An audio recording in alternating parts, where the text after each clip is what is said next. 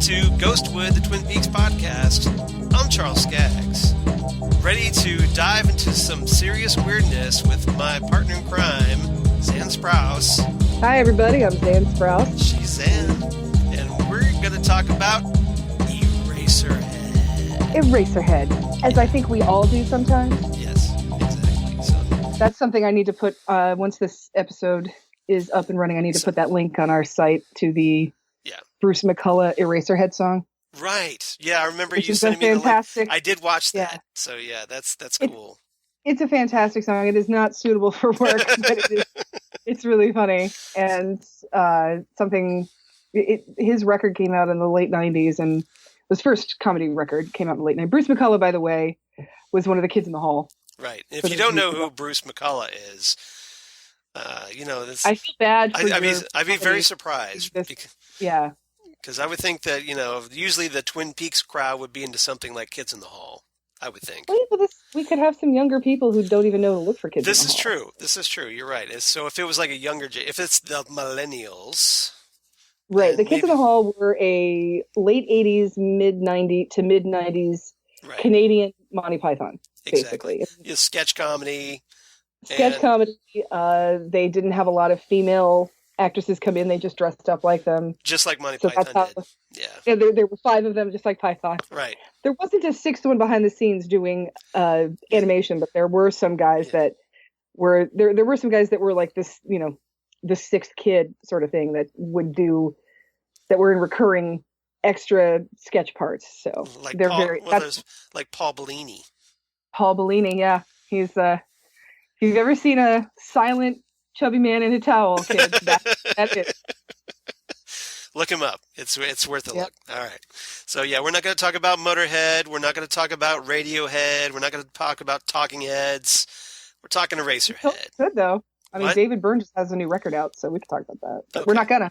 We're not gonna. We're not gonna talk about Judy Head. We're not gonna talk about Judy Head.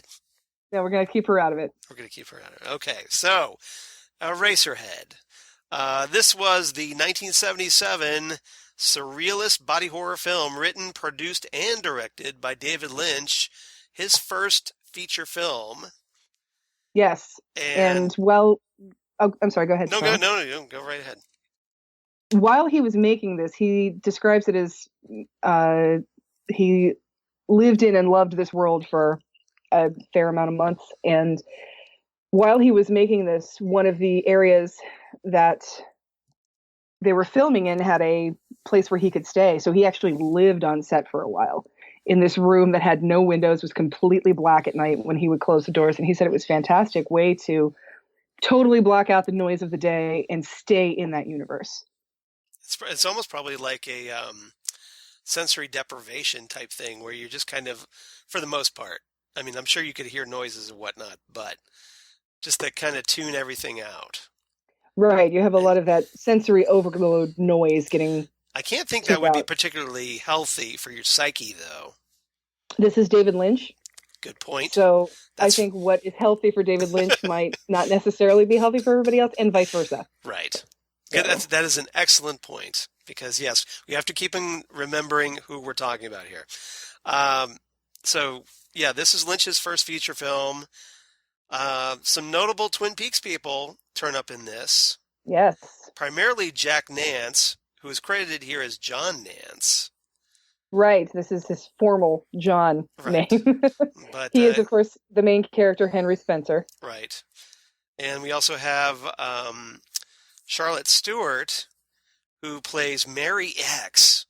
Mary X. Who sounds like somebody out of a Grant Morrison X-Men comic.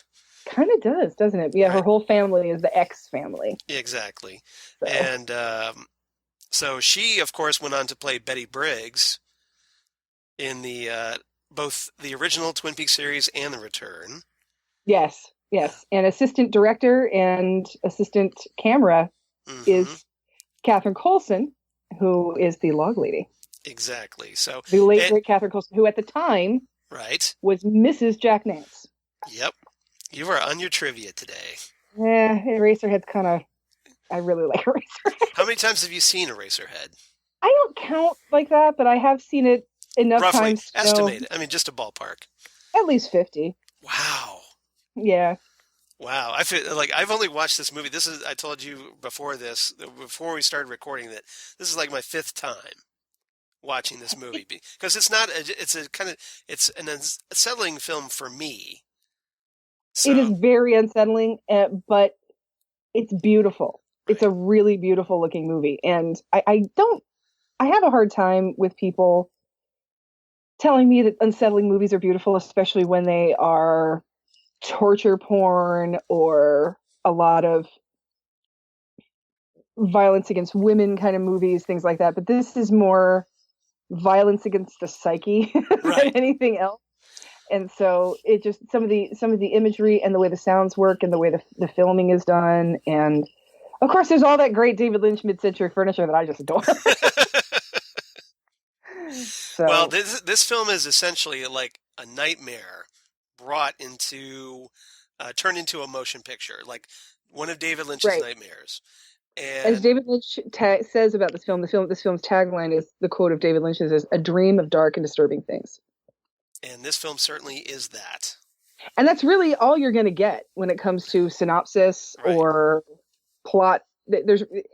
I've said before that when it comes to David Lynch, you just have to sit back and watch. And Eraserhead is very similar, and we can talk about this further later on, very, very similar to episode 8 of The Return of Twin Peaks. Yes, it You is. just sit and watch and just let the imagery happen. You don't sit and try and figure out what's going on. You don't try to find a linear plot. You just sit and you watch Right. and just let it happen. But after watching episode 8 in The Return, it's obvious how Lynch has evolved as a filmmaker since then. Yes. Yes. I mean, this is obviously 40 years ago. 41. 41, yes. Which Well, really actually, because not quite yet, because it was on March 19th this movie came out. So it's not. Actually, no, I take that back. What today is? that's the 22nd. You're right. What am I talking about? Yes, today is the March 22nd. So it is 41. You were absolutely it's right. 41 years old, yeah, which is really weird for me because I'm Withdrawn. a year older than this movie. So this movie has been around all your life, No, not quite. No, almost All but 1 year. Yeah, all but 1 year. Yep, yeah. exactly. So you had that 1 year of freedom from this movie. No. So 1 year and 1 difference. Yeah. This is March 1977. I'm April 1976. So, so this you talked about with Lynch. There was some downtime during this production because he was struggling to find funding for the movie. Jack Nance, one of the little interesting tidbits, Jack Nance during this downtime kept his Henry Spencer hairstyle. he did. This really vertically coiffed, eraser-shaped hairstyle. Yes. And with, just a, Vitalis size of a dime, you can put that stuff down if you need to. But now I would think kept. Would you wear a ball cap? I mean, I'm trying to figure out how you would just wear that all the time. You just don't brush it out when it's drying. You just let it dry flat, and then he was the kid in play of his day. Well, I think he's more of the overzealous Johnny Galecki with his hair. I mean, imagine Johnny Galecki could probably do that hairdo. Yeah. If he just didn't let his hair dry flat. Got it. Yeah, it's not too or Jean Ralphio from Parks and Rec. That hair doesn't always look like that when Ben Schwartz is just walking around. But the Jean Ralphio is a special hairstyle for him. Got it. Okay. Some other interesting tidbits about this movie I thought was notable. There's a special thanks to Sissy Spacek in this at the end of this. I have no idea what that's all about. I don't know either. I think that maybe she helped out with funding or helped him with maybe she introduced him to people to get the film made. I don't know. That's not something I've ever read about. David Lynch and Sissy Spacek. I'm trying to figure out how that connection works. And it's not something I've ever read about their connection with each other. I've never heard him talk about what she contributed to this film or any other project he's ever done ever. Right, because it's not like she appears in his movies. No, she's not been in his movies. I've never seen her listed Yeah. as a producer. And And there's probably something out there that I'm just missing that I haven't seen or heard yet. But yeah, special thanks to Sissy Spacek. unless he was like an uncredited assistant director on The Coal Miner's Daughter or something that I don't know about. That was after this, though. That was after. Yeah, Coal That's- Miner's Daughter was Yep. 1981. So it was 1980-81 that was being filmed. So yeah, or Carrie or something. That's the only thing I can think of. Is there some sort of carried thing that I'm missing? But yeah, yes, me too. So it's thanking David Lynch and David Lynch's parents and Al, what's his name's parents. right now, I can understand thanking his parents because I'm sure his parents put up some cash for this as well, I'm sure they did, or if not for that, or just for the support, or because he loves them and whatnot. But yeah, that makes perfect sense. It's just so funny to see like the director and producer's parents, and then Sissy Spacek. Just why? Yep. And let's see what else.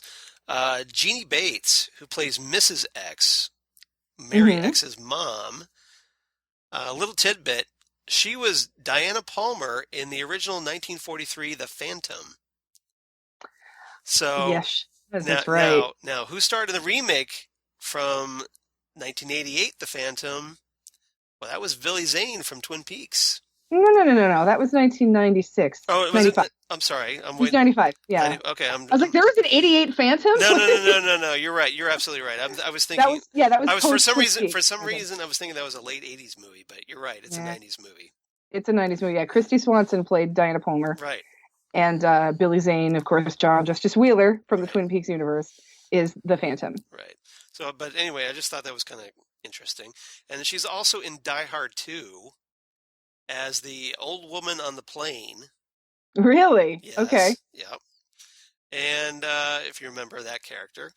And I try not to remember Die Hard 2 whenever possible. Why?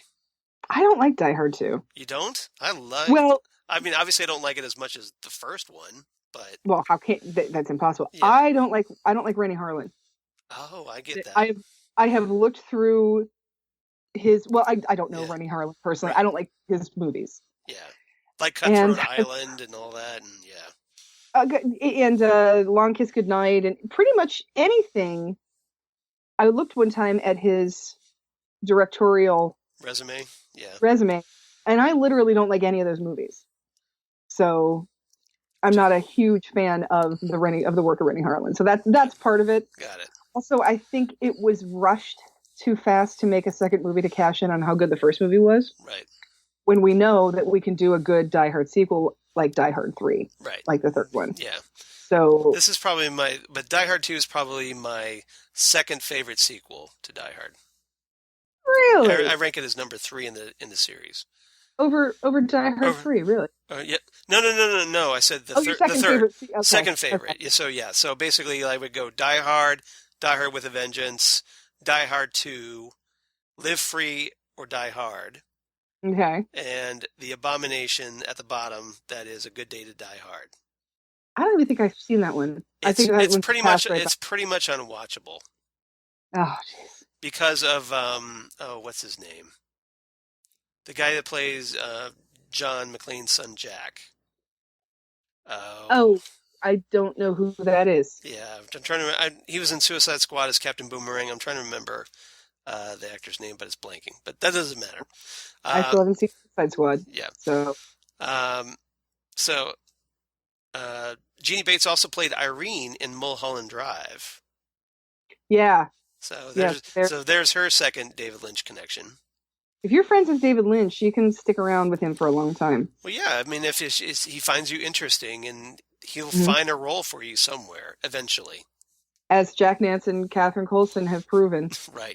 They were with him from his first project until, unfortunately, the end of their lives. Right. And Jack Nance, of course, his life was cut short. He was murdered. And so we've been without him for like 20 years now, I think. It's been a while, yeah. Maybe even a little bit more. Because he died shortly after the end of the original series, didn't he? He was in... Or after If I Were Walk With Me, at least. I want to say he was in Lost Highway. I think Lost Highway was his last. Okay. That's what I'm pretty sure he was in that. Okay. But he was not in The Straight Story, I believe. That was his... David Lynch, one of David Lynch's quote unquote mainstream movies. Right. But he was in pretty much, everything up until he passed. Yeah, he was in Lost Highway, and then he passed away, I want to say in 97 or 98. Okay. So, Well, yeah, it has been 20 yeah, years. Then. it was 96. I'm sorry, it was 1996. He was found murdered in his home. Wow. Yeah, it was very, very gruesome. Yeah, I mean, people. Pete Martell is one of my favorite characters on Twin Peaks, so obviously I was upset when I learned that he died. Well, it wasn't actually. It's sort of an unsolved. It depends on who you ask. L.A. crooked cops kind of a thing. So this would be like a Hollywood mystery. I would think this is A.J. Benza would take this one on. Yeah. There was he got in a fight. The way he died sort of reminds me of the way the Chris character dies in Stand By Me. Okay. He gets in an argument in a fast food place and a guy stabs him in the throat. That's the Stand By Me one. Wow. Jack Nance gets in an argument at a donut shop. Fisticuffs occur, and then suddenly in his apartment, he had a traumatic head injury that eventually is what killed him. So I personally think that if you were punched in the head and then you die of a head injury, that's a murder. Yeah. Well, what if it was like a severe concussion that wasn't treated? Exactly, something like that. But the trauma was done by fisticuffs and, a rowdy brawl at the donut shop. And it must be one hell of a donut shop, man. Seriously, it's got to be way more crazy than that donut shop in Wayne's World. 2 homers enter, 1 homer leaves. Dear Homer, you want emergency donut. Love Homer. So yeah, Jack Nance was only 53 when he passed away. He was very young. Yeah. So yeah, I miss him because I would have loved Pete. Pete was obviously a character I would have loved to have seen again in the return. Absolutely. And I have to think he would have been there. I have to think because with Nance having such a close relationship with Lynch, that he would have been at least one of the characters that would have, from the original series, that would have come back. I can't imagine what could possibly come between those two guys to make him not come back to the show. Yeah, I can't either. So. All right. So this movie, 88 minutes long, just an hour and a half. But apparently there's some deleted scenes that were cut. Yeah. Yeah. So it could have been longer. And I don't know if you saw the thing that I posted today, Xan, but there was a article on welcometotwinpeaks.com that linked to this old interview with David Lynch from 1979 regarding Eraserhead. Oh, I have not seen that. I haven't read that yet. That's I posted it on our Ghostwood Facebook page, and it's very interesting when you watch it because the fan reactions to this movie. There's a segment during this interview piece where they interview people coming out of the theater after seeing Eraserhead. That's possibly not a good idea. Well, the piece of at least has pretty balanced reactions. There's some people who just outright hated this movie. And then there's some people that love this movie, saying that, well, this is exactly the kind of movie I like. And that was one of the biggest issues with this movie in particular and David Lynch in particular, that his brand of visual storytelling, where do you show that? Right. And, this is not a shopping mall multiplex kind of a movie that you'd want to do. So this is kind of an art house crowd, but then at the same time, it's a little bit it's very nonlinear. It's very dark. It's very disturbing. And so then there was an attempt to show this to the midnight movie crowd. Well, at the time in the 70s, the midnight movie crowd was Rocky Horror. Right. Was like John Waters, that kind of thing, where it was very hoop and holler kind of crowd. Like they like the more like a flamboyant type movie. Just a very showmanship, right, to describe it in a John Waters kind of a kitschy feel to it. just audio, the showmanship, audience participation, hooping and hollering.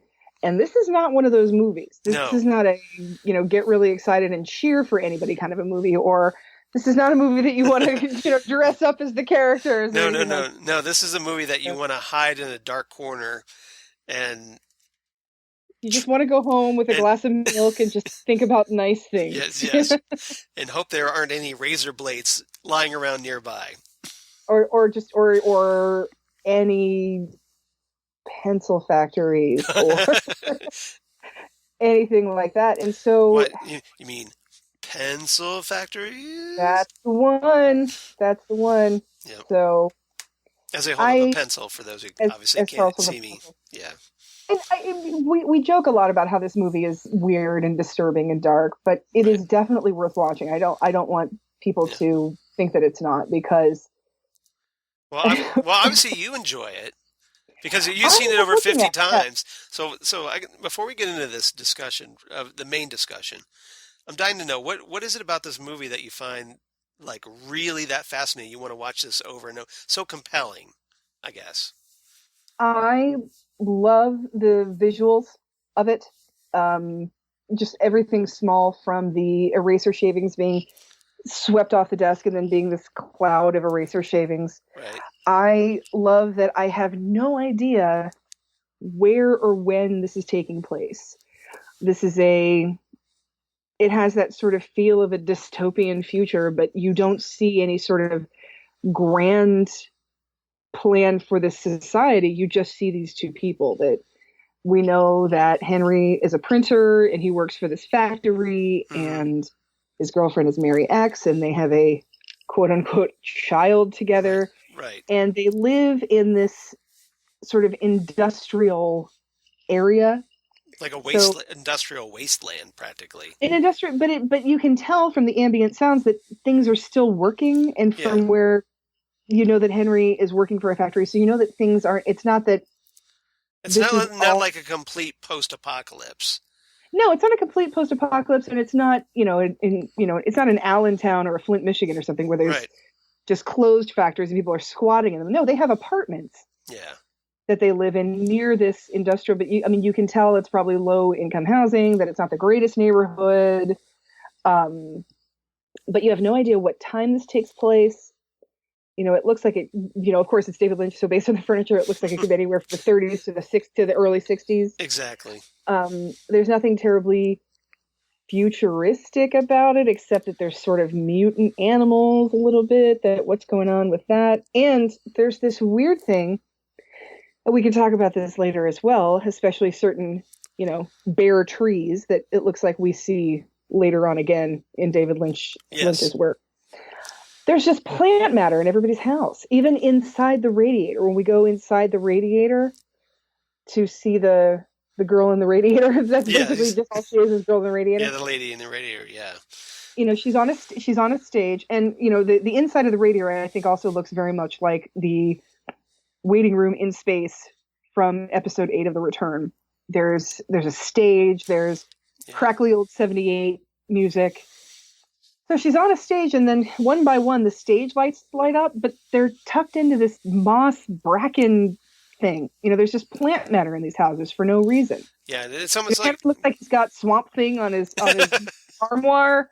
That sort of. I just like the confusion of it, and I just like. Lynch seems to really like trees. He does really like trees. You got to find out what kind of trees these are. They're really something. Really big and majestic. But the thing is, and this is going to sound really strange, but aside from the baby crying, there's something relaxing about this movie. It's like it's got that 2001 relaxing thing about it. Where that whole middle segment with the baby crying. That is the most unrelaxing. This is what that probably is why I don't watch this movie as often as I probably should, is because I can't stand that baby. I just loathe that thing. Thing is terrifying. If I was Henry, I would have grabbed the scissors from Act 1 and just like gone to town, taking that thing out, putting it out of its misery and mine. I don't know why they let it come home from the hospital. See, that's another thing about this society. What is going on in the water that baby Well, exists. well, see, that's why I was, wondering if it's some kind of post-nuclear thing, because we do see, and we'll talk about this, I guess. We should probably start running down the movie. Um, One of the things in the background of this movie is a small mushroom cloud picture, just Hmm. kind of like, Lynch as Gordon Cole has behind his desk in Twin Peaks: The Exactly. Return. So obviously Right. Exactly. he's been fascinated with nuclear explosions for quite some time. So maybe like this baby was a result of some radioactive fallout. I don't know. That's the thing because there are a lot of mushroom cloud references in the David Lynch work. There's the one And it would explain the Eraserhead. wasteland type Right. atmosphere. There's Gordon Cole. There's episode 8, and I'm gonna keep going back to episode 8 because when you see episode 8 and you see Yeah. Eraserhead, you think this is the same dude. Yeah. It's really obvious that it's the Well, same person. for obviously they're both shot in black and white. So Right. They're shot in black and white, which at the time I am sure that was a intended stylistic choice on David Lynch's part. yeah. But at the time that was also cheap as hell. So I'm sure Yeah.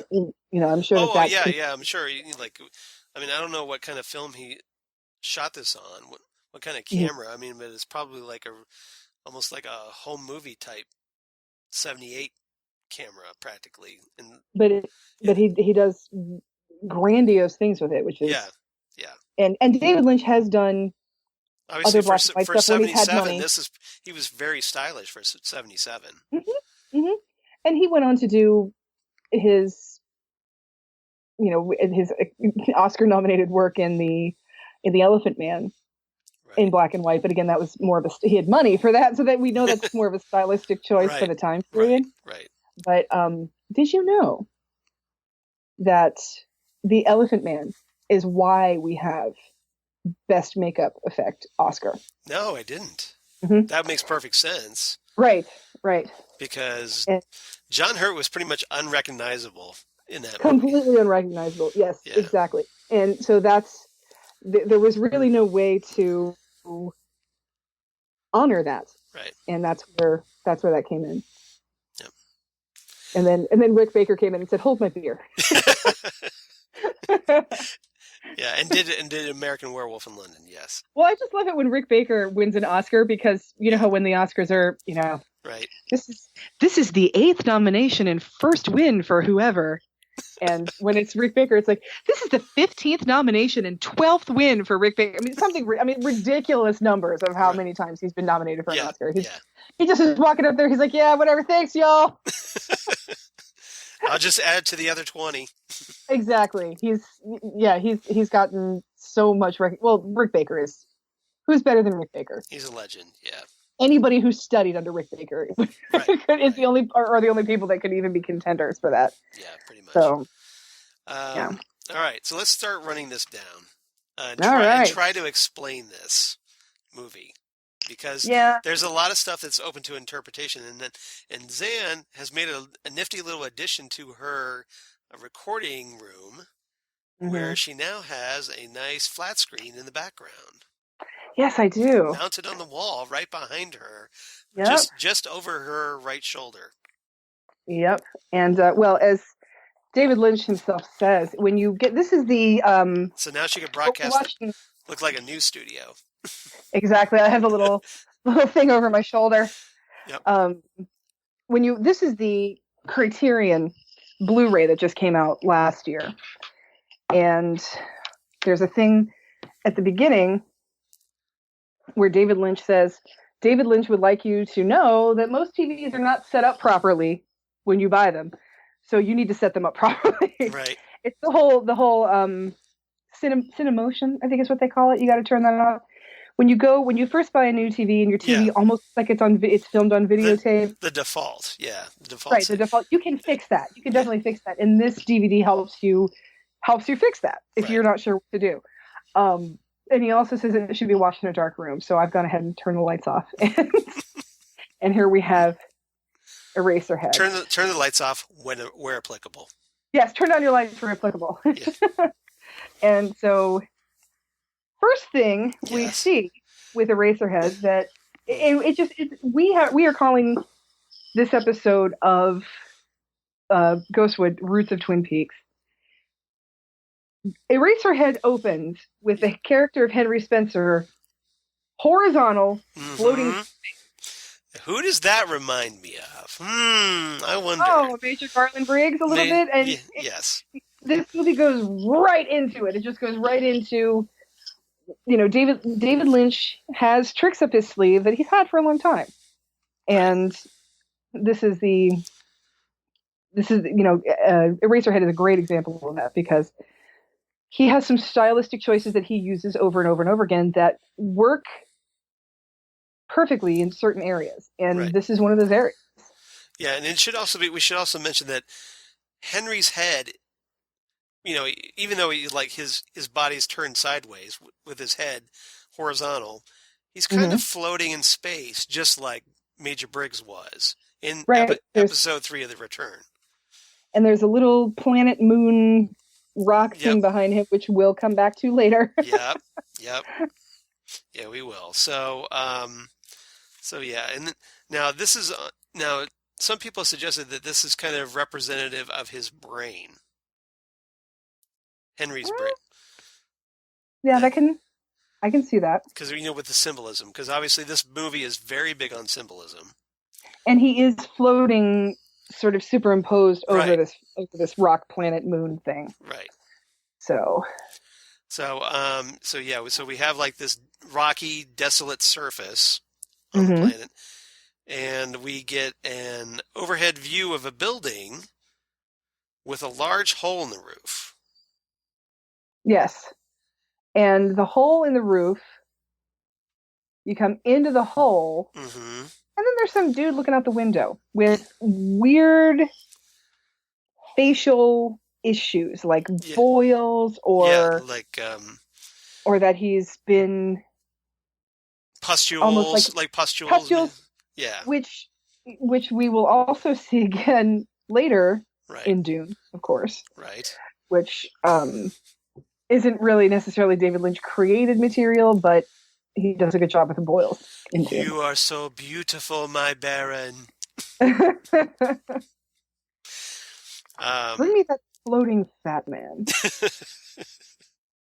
I love Jose Ferrer in that movie. Jose Ferrer is so this is the Man in the Planet, played by Jack Fisk. Yes. And who is also thanked in the movie, I believe. And he's sort of looking out the window, and you sort of get the impression that he is a woodsman type of character, that he's some sort of sentinel or watcher kind of a thing. And again, we have a very industrial situation where reminds me a lot of the first few episodes of The Return, where Cooper is in outer space in this industrial part of the waiting room, and people are pulling levers to get him to go from one part to another, from one dimension to another. And we also like that boxy limbo area in space that he was in, with American Girl and Nido. Yes, exactly. American Girl leads him places, and Nido pulls the levers, and then they go up the ladder to the top, and we have those Philip Jeffries tin machine. Yeah, tin machine. We also have something in this movie too. You have these tadpole fetus things going on. Let's see. I was thinking more spermatozoans. So these because there's a lot of sexual metaphor here going on. They are, but they're a little more devolved than a little more evolved than a sperm. Right. So they're like a sperm and a fetus and a worm and a tadpole, all it's like this together. Big mashed up thing. Right. And those sort of get sent back down to Earth with Henry. Yeah. And we, of course, what the movie shows you after this opening scene with this hole in this planet and this roof with this guy with these sperm fetuses and Henry floating in space, that Henry wakes up to this. So this is sort of Henry's dreaming a little bit, or he's sort of daydreaming. So maybe he's dreaming about this happening. Right. Or is this going on kind of inside his head? Maybe it's representative of his psyche. I always he's sort of daydreaming, because when this scene is over, we cut to Henry sort of looking up into space, like he's just staring up in the sky, just sort of zoning out a little bit, and this is what he's thinking of. Yeah. And Well, Jack Nance always has this expression throughout most of this movie, like he's like has this half confused, half wistful and I think it's expression. amazing. This kind of where he's sort of equal parts confused, terrified, mm-hmm. and uncomfortable. Just uncomfortable in the world. It's bizarre how he's able to do it.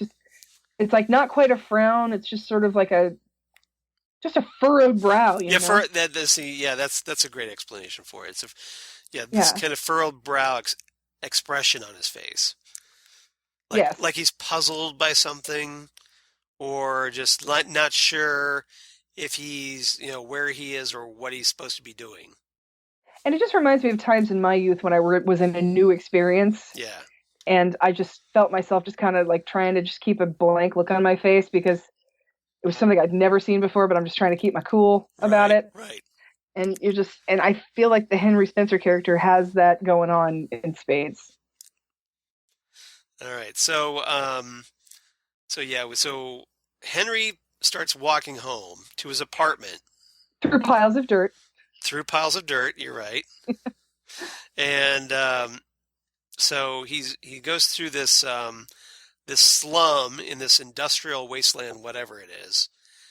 He stumbles past these factories with heavy machinery going on. Lots of heavy machinery, very, very Philip Jeffries, very Packard sawmill, right. And you can hear in the background there are trains and ships coming in, and industrial Eraserhead this ambient noises. Yeah. Right. That this is not abandoned. It's just run down. Right. These are still working people, still live here, but everything's just really run down. And one of the weird things about this moment is you can also hear a little bit of carnival music in the background. Yes. Like it's off in the distance somewhere, there's an amusement park. That's another thing that I think just really, really adds to the creepiness of this movie. I think a lot of people who are our age, where the carnival wasn't necessarily something that you looked forward to coming to town, it was just sort of like, oh, okay, we're going to do that. It was like what you would go if there's like nothing else to do. Right, and it's something that, back in like the 30s or something, when there was no television. Right. People would want things to do. They had they're desperate for entertainment. Yeah. Right. That's why the circus, the carnival, all those things. State fairs. Right. So people really looked forward to that kind of thing. Whereas now that's just one more thing we can do. Not that it's not fun. It's one more thing that we can do. Right. And I think, and then growing up with that, in that climate, and then having something wicked this way comes upbringing, that carnivals and carnival music are just creepy as hell for some reason. Yeah. Thanks a lot, X-Files. No, just kidding.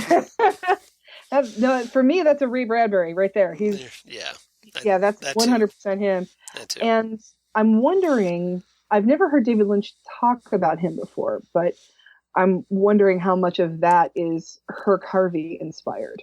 Herc Harvey, of course, is the director of Carnival of Souls. Oh. The next to Dorothy Gale, the best thing to ever come out of Kansas. I like that line. Herc Harvey was he was an employee at Centron Films.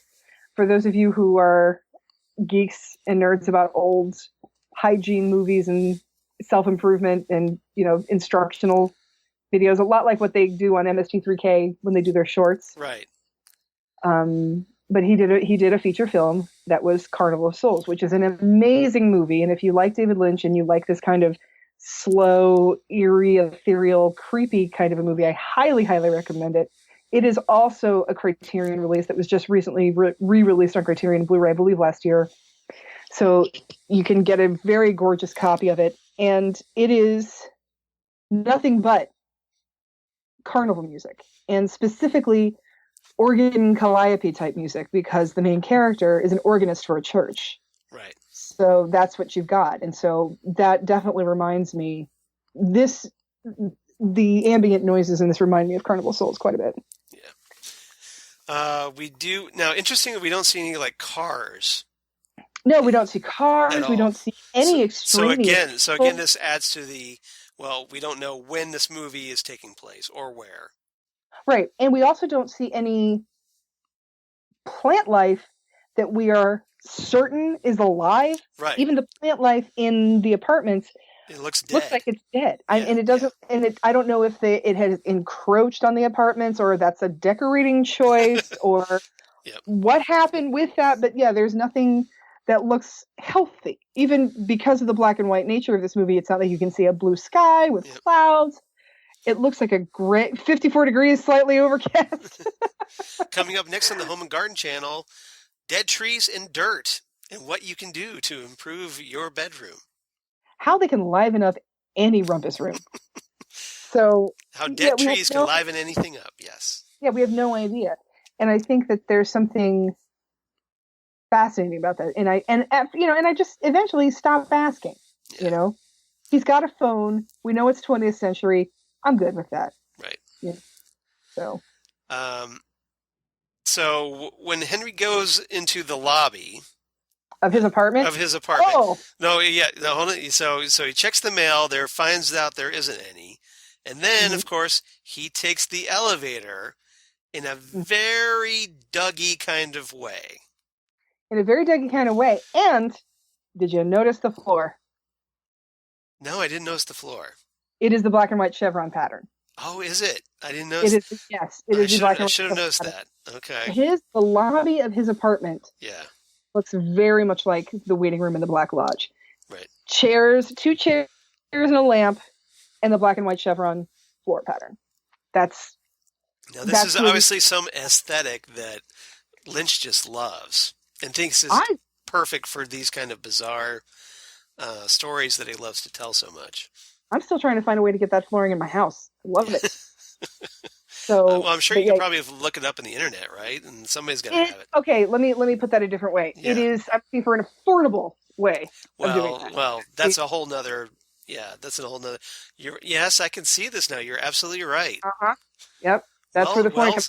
Well spotted. It looks a little bit, and it has that kind of like that little the chair and then like the little ashtray to the left of the elevator. Yep. It's very, very black. It's very Red Room, isn't it? Mm-hmm. Yeah, that's interesting. I didn't catch that. I feel bad now that I didn't catch that. But this is why I have you here, Xan, to pick up my slack, of which there is much. To notice the floor. That's what I'm here for. Yeah, that's what. Well, that's important. That's important. Especially on the Twin Peaks podcast.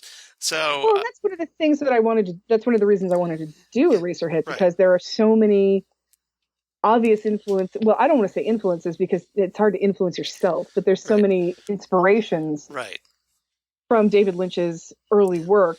Yeah, you almost have to wonder if he was just doing a tribute to himself. He could very well be, or it could have just been, this worked before, making something creepy and weird, so let's do it again. Yeah, his standbys.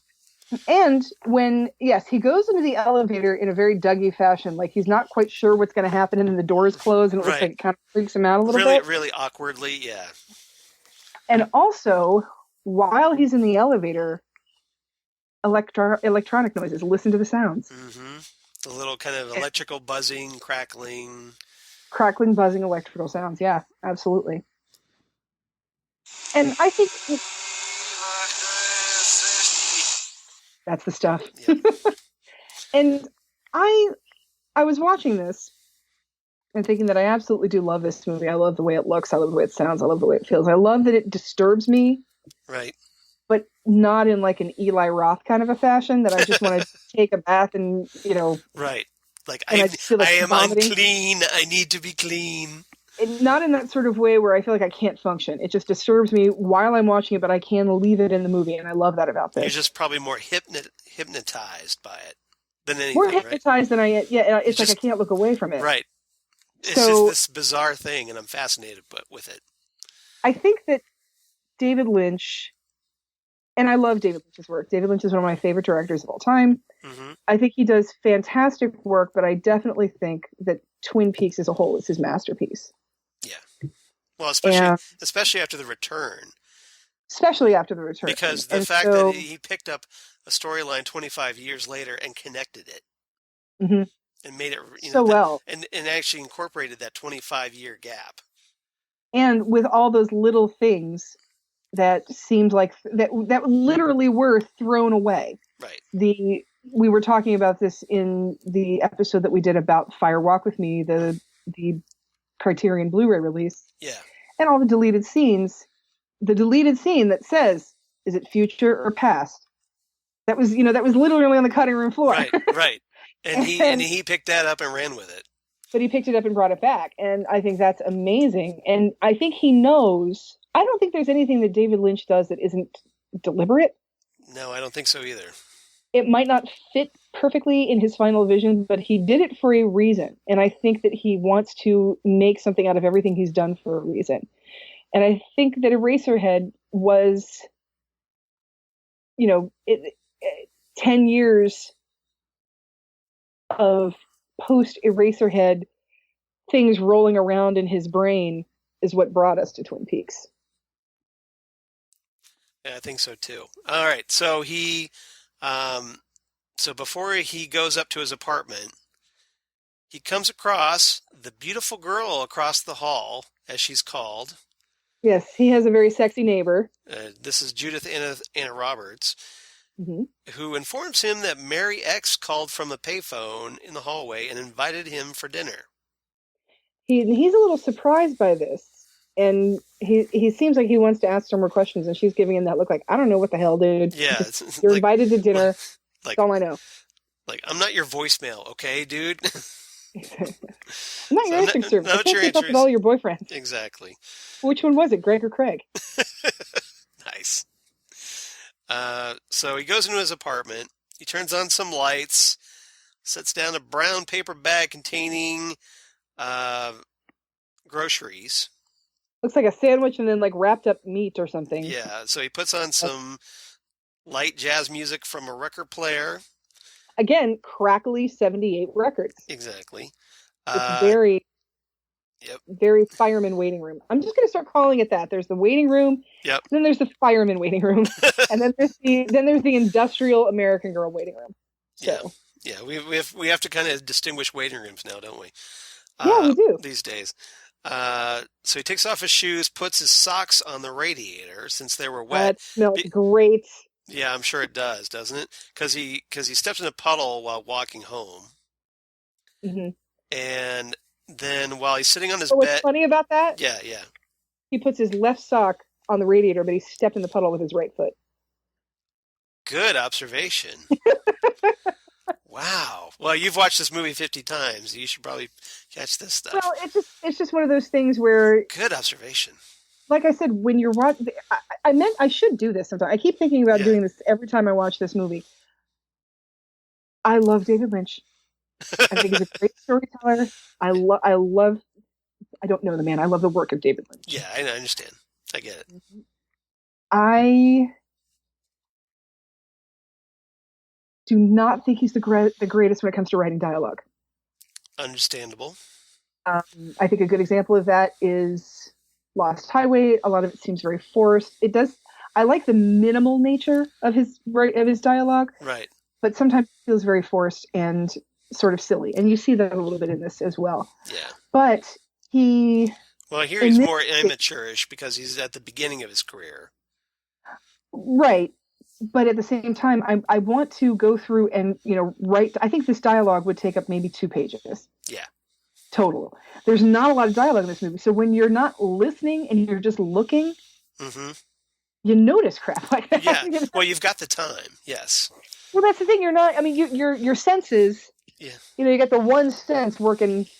your sense of vision is not duking it out with your audio senses. Yeah.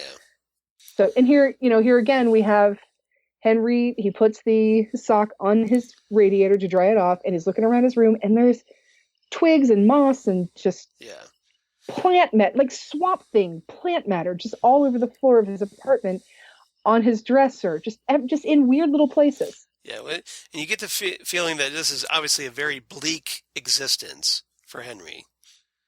Right. He kind of stares at the radiator, and you're kind of wondering, well, like you expect him to go like, okay, this is where I take myself off the board here, because it just feels like he could commit suicide at any moment almost. But it doesn't even seem like he's the suicidal type. No, he doesn't. But I mean, just he has there's this vibe. I think that like maybe it's just like maybe the symbolism here, but just that it feels the bleakness, like the bleakness of a workaday, every day, same thing every day kind of an existence. Right. It just seems like such a joyless world, right here, and that maybe he's feeling oppressed, which is kind of why he turns to the lady in the radiator, because here she is she's as odd as she is, she's almost like this. She's probably the brightest, cheeriest thing in this entire movie. She is, and she's another world. She's another world to go into. It's like, sorry, I'll try to make this one of 3 Simpsons references for this entire podcast. Only 3? Don't you think if we could live in the sauce, we would all live in the sauce? It's that idea that if you could live in the alternate universe, you would, but it's not for you. It's not meant for you. Yes. Yeah. So Henry goes over to his dresser and pulls out a torn in half photo of which we will find out in a few minutes is Mary. Right. It's Charlotte Stewart. And so you know that there's some sort of tumultuousness in their relationship. Like they were maybe together once and now they're not, or they had a fight. And for some reason he tore he tore her photo, which is why he's so shocked that she's calling. So maybe they're estranged or something, or there was a falling out. Right. And as he says, he goes over to her house, and she's sort of living in the same area, and she almost looks like she's living under a bridge or something. Very, very, are you familiar with the play Dead End? I've heard of it. It's a Lillian Hellman play, and it's about where the street dead ends into where the harbor is, and on one side of it is all the bad kids, and the other side is where the rich people live. Right.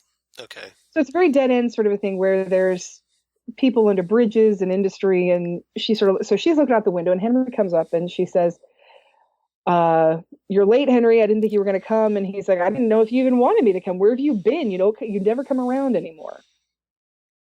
And so they haven't seen each other for a while. I'm guessing 9 months-ish. Yeah. Or you never know, considering what they spawned. Who knows? Remember, it was said that the baby was premature. It's premature, but it is a baby, and you can pick it up from the hospital after you're married. Yeah. So So it's been. So again, this is this is obviously a very 50s attitude. Like you have to be married because you had a baby. Right. So he comes into her house for dinner, and guess what? Her family's weird as hell. Hell yes. Well, Mary seems a little not quite right either during this whole sequence inside their house. Well, and the weird thing about Mary too is she has these bizarre seizures. Yeah. That her mother is able to calm by brushing her hair. Yeah, they're these weird hair seizures. So who knows what that's about? Like all of a sudden, like she'll be in the middle of something, and then all of a sudden just start wailing and hunching herself over and doubling over in pain or whatever. And her mom just, okay, I'm going to whip out the hairbrush. There you go. You're good. It's and Henry doesn't seem too fazed by this either. So I'm wondering if this is an existing condition that she has. Yeah, it's just like, oh yeah, she's like this all the time. Yeah, this just happens. We just know about it. So just roll with it. Yeah, just roll with it. Nothing wrong here. It's like, yeah, these seizures, it's normal. Right. So yeah, I guess we find out Henry is working at a printer at Lapel's factory, but he's on vacation. Yeah, which drives me crazy. What do you do, Henry? I'm on vacation. Okay, what did you do? Like, you know, I'm not asking you what you're doing right this second. So Henry is very obviously a little bit socially backward. Yeah. Yeah. What do you, the question, what do you do is, what do you do with your life? Not Right. necessarily what are you doing this second. And that is a social norm that we all have known growing up. We've learned that growing up, and Henry hasn't quite figured that out yet. Yeah. So Henry's this a little bit back. this whole scene is like a kind of a very dark, twisted take on when you go over to your girlfriend's house and you meet her parents. It's the most, if you thought meeting your girlfriend's parents was ever awkward, Right. you have no idea. This is the most awkward meeting your girlfriend's parents, because not only... Now, see, I've had that kind of anxiety before, but now going over to this house, I think would definitely take it to a new level. So this takes it to a new level, because you've got your girlfriend having the seizures and her mom dealing with that, and then you have grandma in the kitchen, who the mom is trying to help get grandma to help, and so she just kind of sits there. She puts a salad in grandma's lap, and she uses grandma's arms to sort of toss the salad and realizes this isn't working. So she just lights a cigarette for grandma, and grandma just stays in the kitchen the whole time. And then her father, Bill, is baking chickens. Yeah, Bill. No, yeah, Mary's father, Bill, he's cooking these artificial chickens in the oven. And he is a plumber, and he doesn't understand how, and he says that the young people today don't understand how water comes into your house. He's like, they think pipes just grow. Right. And he's going on about his knees. He goes on about his knees. Look at my knees. Look at them. Yeah. And so they bring everything to the table, and since Henry is the guest, he's going to be the one to carve one of the chickens. Now, these look like little tiny Cornish hens. Yes. And so Henry's trying to figure it out, how to cut this thing. Do I cut it just like a regular chicken? Just like regular chickens. And I don't know why that line makes me laugh. Just like regular chickens. Like, why aren't these regular chickens? Right, that should be your first question. Right, exactly. So then this is, of course, one of the famous scenes in this movie where the chicken's legs start doing a little dance. Yes. And it starts bleeding. Just like in Better Off Dead. No. If you know the sequence I'm talking about. Yes, I do. Everybody wants a... No, is it? But yeah, so the chicken starts sort of doing a little dance. Yeah. And bleeding. And everybody's just still kind of looking at Henry like, are you going to cut it or not? Yeah, what's your problem? Right, exactly. But yeah, so it's just this really, disturbing scene where Lynch zooms in on the chicken. The legs are kind of jerking around, moving. This blood or like, I don't know if it was like it's hard to tell because it's in black and white. Could it be gravy? But who knows? But presumably blood. And it comes out and she has pepper in it. Right. And so it's just like, it's just twitching and bleeding, and it's Henry eventually just is like, okay, that's it, I'm done. I'm not going to do this now. Right, and nobody really eats anything. There's salad and mashed potatoes on the table, but nobody really eats anything. But Bill starts to tell a story. Yes. About he had an operation, and the doctors thought that he would never use his arm again, but he rubbed it and all this stuff, and then he was able to move his fingers, blah blah blah. But now his left arm is completely numb. Right. Now, who does that remind me of? Have we heard that somewhere before? I think we have, Teresa Banks. Yep. Now, Bill doesn't menstruate, presumably. I am the arm. I am the arm. Yes. And who's missing their left arm? I mean, this is... Yep. Yeah. It's the whole, Philip Jarrard with the one-armed man. It's a whole left arm thing. Yep. So again, Lynch also has a thing for arms as well as trees. Yes. So then we have... after dinner, we have electrical flickering again. We have electrical flickering, yes. And it's sort of like things flicker electrically when things are uncomfortable. Well, I think that's the point, is that, when things get, especially tense, Lynch just even jacks up the tension even more with this electrical flickering because it's so uncomfortable. Yeah, exactly. And then... To emphasize it. So Mary's mother then... Because it also gets, it increases with the volume of Bill's voice when he's talking about, things like his arm or whatever. He goes off on this rant about something. I can't remember which topic he he's almost shouting about this. Do you remember? Yeah, he's right. He's very, And very passionate about the story. yeah, and then, just the noise just kind of picks up right along with it, Yes. with the volume of his voice. Yes, it does. Okay. So things are very tense, and the tension is broken by Mary's mother asking Harry to come speak with her privately. Right. And which becomes a whole different kind of tension. Whole different kind of tension. Again, if you thought meeting your in-laws was tense, right? How about meeting your girlfriend's family and her mother corners you in the hallway and says, "Did you and Mary have sexual intercourse?" And she says it like that. That's what she says. Yes. And he says, laughed so hard. her. I laughed so hard at that. That is so funny. He says he loves her, all this stuff. And then the mom keeps trying to get it. Did you have sexual intercourse? And he says, I don't think that's any of your business. But he's trying to put her off.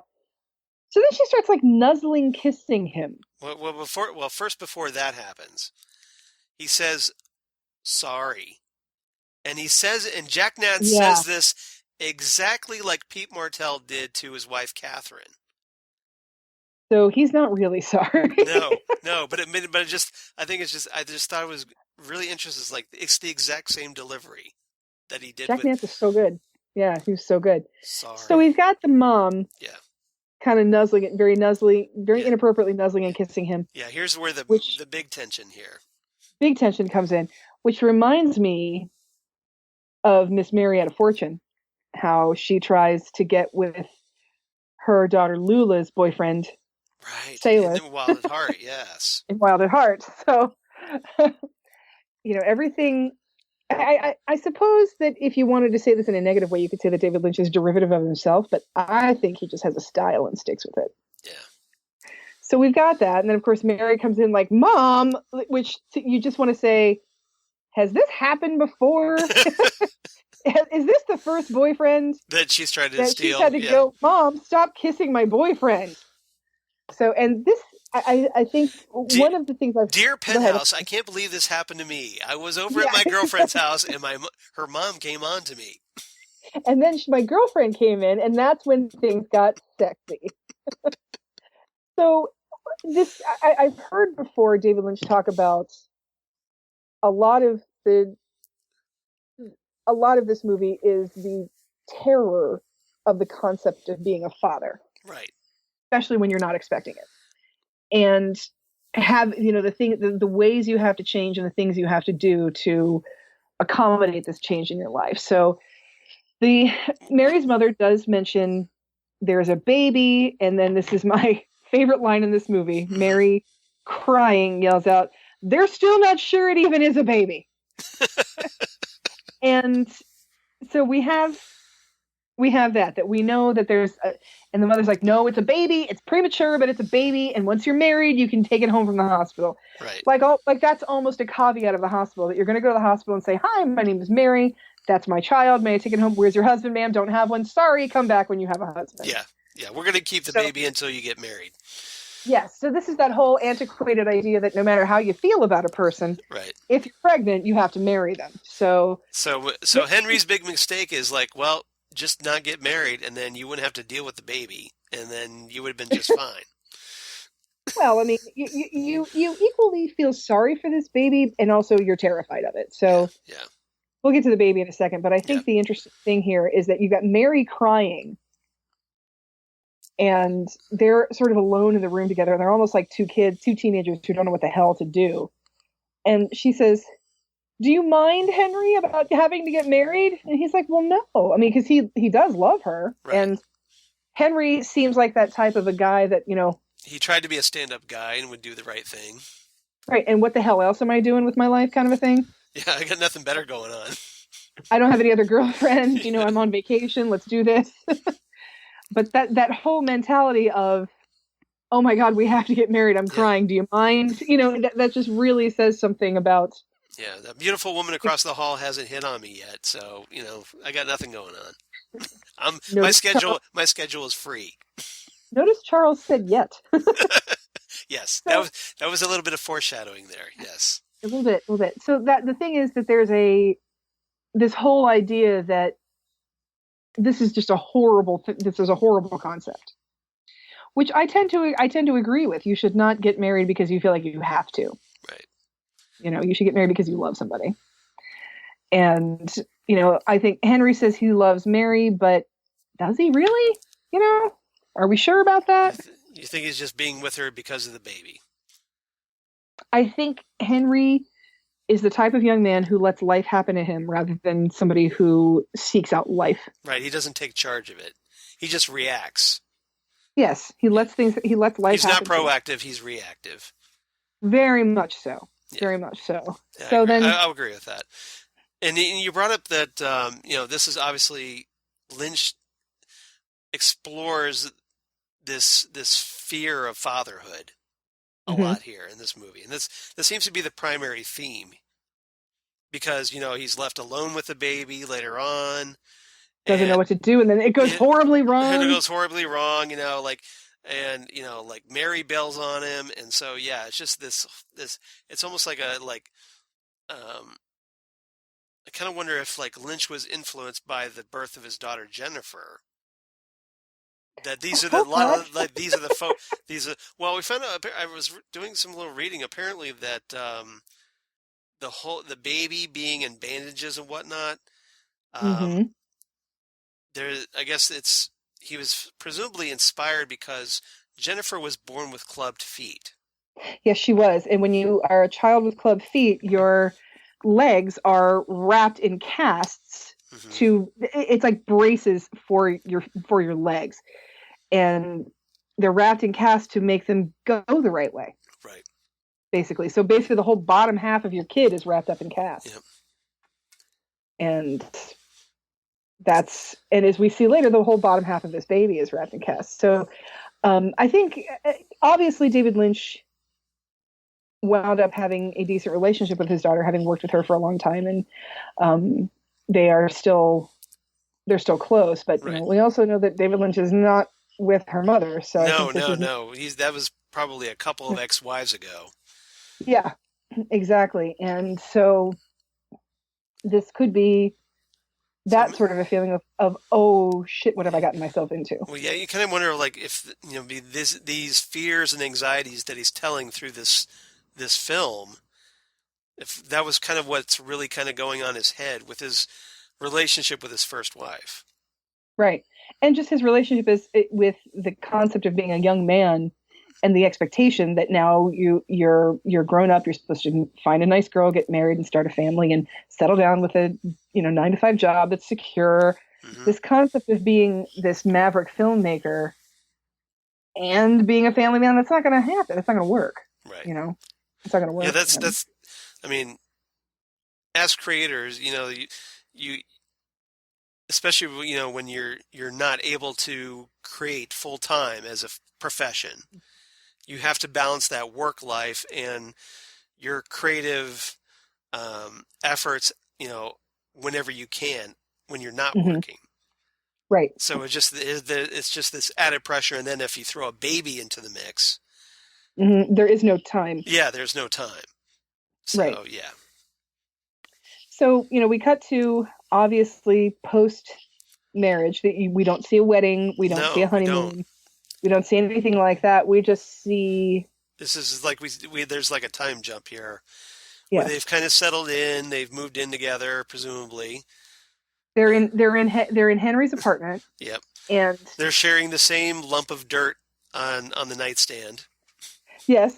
And yeah, Henry has a nightstand, a lump of dirt on a nightstand that has a bare tree growing out of it. It looks very much like the arm.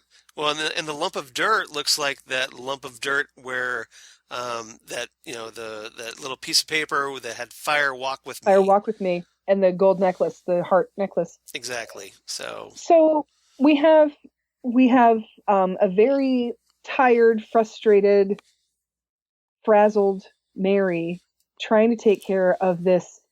What the hell is this thing? Right. It's basically a big deformed birdfish head. Yeah. On a long neck, like an ET neck, and then a body that's completely wrapped in bandages. A roly-poly fish head. Yes. Eat them up, yum. And this body doesn't seem to have arms or legs. It's just this triangle that has been wrapped in bandages, and this Right. thing is it looks veiny, Flailing. it looks wet, it Yeah. looks like it might be oozing. So I mean, it's watching this. It's like a chicken embryo that isn't quite, finished developing yet. It's like newborn ET is Yeah. the best way I can describe it, with like That's a a fish yeah. with like a fish bird head. It's very, very strange. So, And she's trying to feed this thing.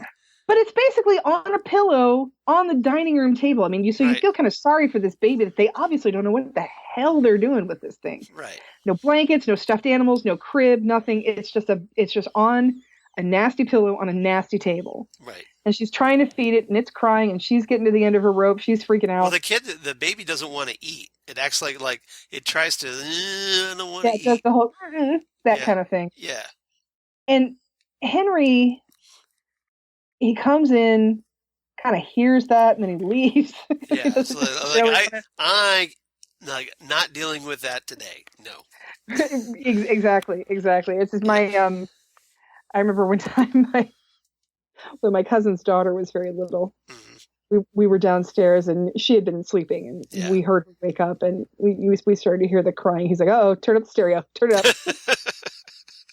And he was just kidding. He of course went upstairs to see what was going on, but it was just that sort of thing of like, "Oh God, what now?" Yeah. Or just, I can't even deal with this right now. So then Mary has no idea what to do. She has, and look, I cannot do justice how terrifying this baby is. And I don't know if you, Charles, or anybody out there in podcast land has had this experience, but I have had nightmares where there's either a tiny, sickly little baby that I'm supposed to take care of, or a tiny animal that I'm supposed to take care of, but I've like forgotten to feed or something like that. Right.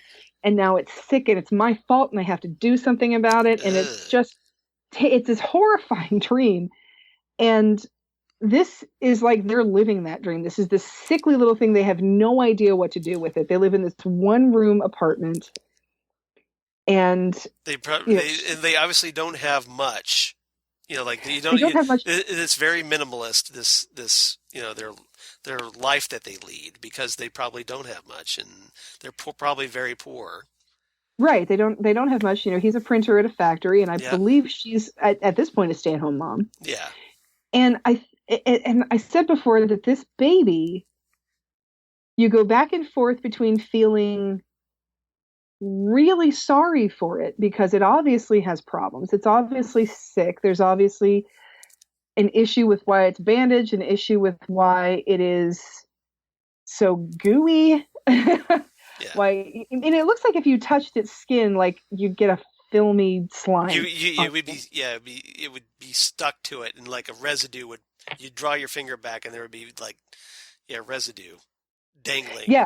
Yeah, just like a little bit of it, like he slimed me. Right, or like when you like touch a xenomorph or something. Right. It's horrible. So you have that situation where you feel bad for this thing, and then there's this other part of it that's like, Why I feel am really I bad dripping with goo? Why am I dripping with goo? Yes, or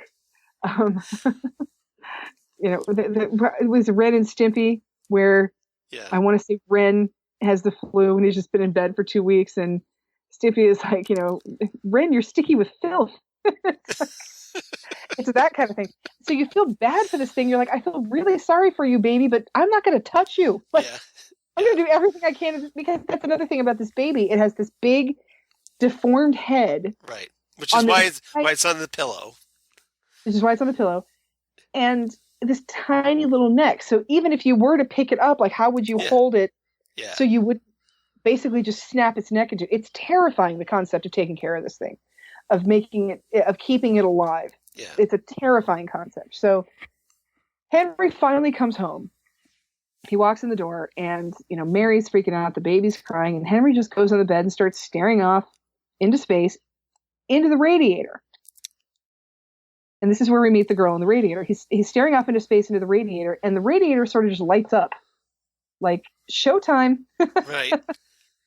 And the camera goes into, what we're to assume is into the radiator.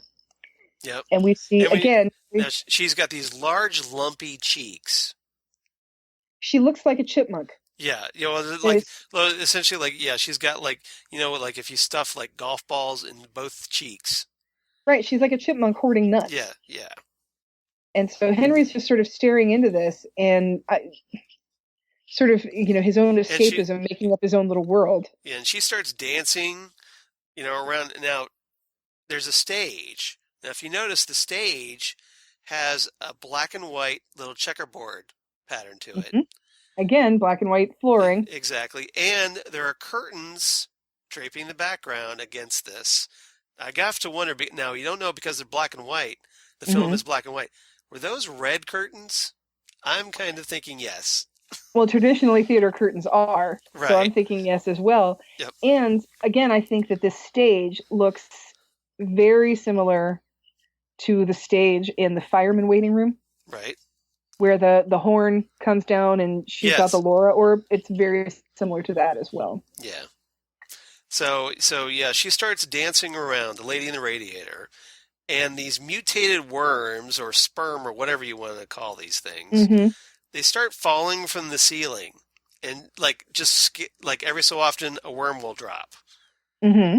and then Ew. she starts like stepping on them as this organ music is playing in the background. And and they sort of make squishy noises with Yeah. white stuff coming out. She Okay. kind of like, like you're stomping out a cigarette, you squish your heel into Hmm. the cigarette and kind of twist it around. And they make little noises, and Yeah. it's all around gross. But these things remind me of the bugs from 1956 Yes. that crawl into Sarah Palmer's mouth in her little town that has its mass hysteria moment. Yes. So, ew, these things are gross, and we will see them a little bit This later is the too. water, and this And is this the is the well. will. Drink long Drink and deep and descend. descend. Yeah. Yeah, exactly. So, and we're going to see these later, and they're just even grosser. They just get worse and worse and worse. So they're trying to go to, so Henry is obviously checked out of this whole process, of Wouldn't this you be? marriage process. Wouldn't you be?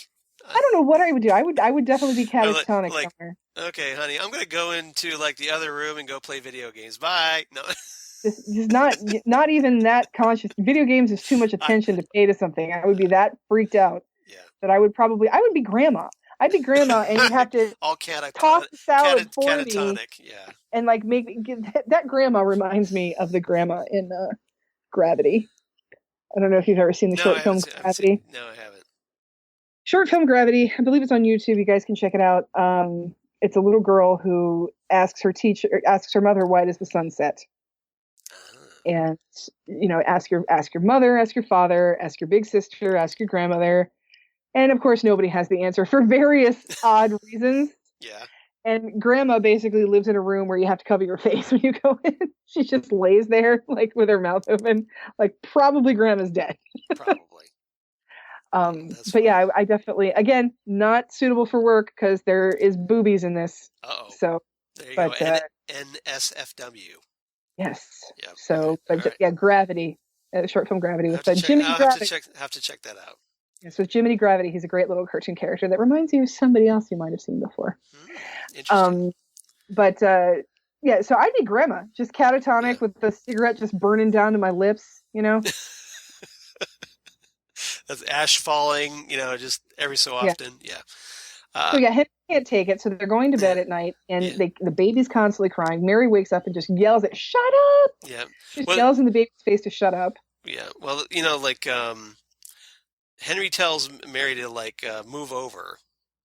Not yet, Oh, not yet. Oh, I'm sorry. after I'm she comes jumping. I'm back, jumping ahead here. Then. because this is where she leaves. I Oh, mean, okay. Henry's in bed. Yeah. Now there is a scene where she's about to, and this is a bizarre scene, but the visual of it reminds me again of Twin Peaks. She's going to go back to her parents' house because all she needs is a good night's sleep. And he's like, well, "Are you coming back?" And she's just basically at her wit's end. So we Yeah. don't know if she's back or not. Right. Henry doesn't really know. Well, he makes some comment like, "Well, just stay gone" or something. Stay there. Right. I mean, they're obviously at this fighting. point he's kind of sick of her crap too. Well, they're just sick of each other and they're sick of the Yeah. situation. Right. So before she leaves, she crouches down at the foot of the bed and looks at Henry through the footboard of the bed, which is That was just bars. that was really disturbing scene. Like like she's in jail almost. Right, right, like she's in jail, but she's in that same crouched down position that Bob is in when Sarah Palmer Yes. Yeah. realizes that she sees him. Yep. So she's banging on the bed, like just shaking the bed, like she's kind of she's trying to reach out. Well, presumably, she's trying to reach under to pull out this suitcase that's under the bed. Right, but she spends like a good 2-3 minutes jerking, right. like rocking this bed back and forth, and Henry's just like looking in bed, who's sitting in bed, is just like looking up, like, "What are you doing?" And and what's funny is she just gets the suitcase and leaves. Like, she doesn't pack it. What the crap, man? What the crap? But yeah, she's obviously been thinking about this because she just gets the suitcase and walks out. Yeah. It's not like she puts anything in it. And of course, she leaves the baby with Henry. Right. Because he's got nothing to do right now. He's on vacation. He can take care of it, is what she tells him. Yep. So he's trying to sleep with his little mini arm abomination tree next to him. Mm-hmm. And the woman next door walks by like, oh, God, there's a baby in there now, whatever. So the baby's crying. And this is one of the most disturbing parts. No, the most disturbing part of the baby is towards the end. But this one is just, I think, a terrifying thing for parents, too, that... Take a drink every time Xan says the words "most disturbing part," because there are a lot of them in this movie. You're going to be drunk in like 2 minutes. Okay. It's a drinking game. It's a drinking game, yeah. So he takes the baby's temperature, and we see something is off with this baby because the baby's temperature is like 84. Yeah, which is... It's way too cold. Yeah. Way, way too cold. So Henry's not sure what to do about this because you constantly hear about what to do with a baby who has a fever, but a baby who's basically hypothermia. Yeah. You don't know what to do. So Henry then... Do I stick him in the microwave or what?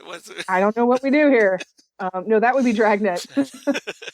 So Henry then walks away to put the thermometer down, and then turns around, and the baby's covered in boily things. Yeah, pustule things. Yeah, pustule things, and he just says, "Oh, you are sick," and he again has no clue what to do with this. Right. So that whole idea of this gross thing even becomes even more gross, even grosser, disturbing. And even more. Even is going to require more effort and need more things from you that you don't know that you need to give. Yeah, because it's like crying and wailing, and it's oozing and infected, and then he puts a humidifier next to it, trying to do what he can. He just doesn't know what the hell he's doing. Yeah. But that idea of being a parent, turning your back for a second and then back, and then your child is just it's so sick or injured or hurt or whatever. That's a terrifying thing. Yeah. Again, this is just the phobias of a new father. Yes. Or first-time father, I should say. Just coming to light.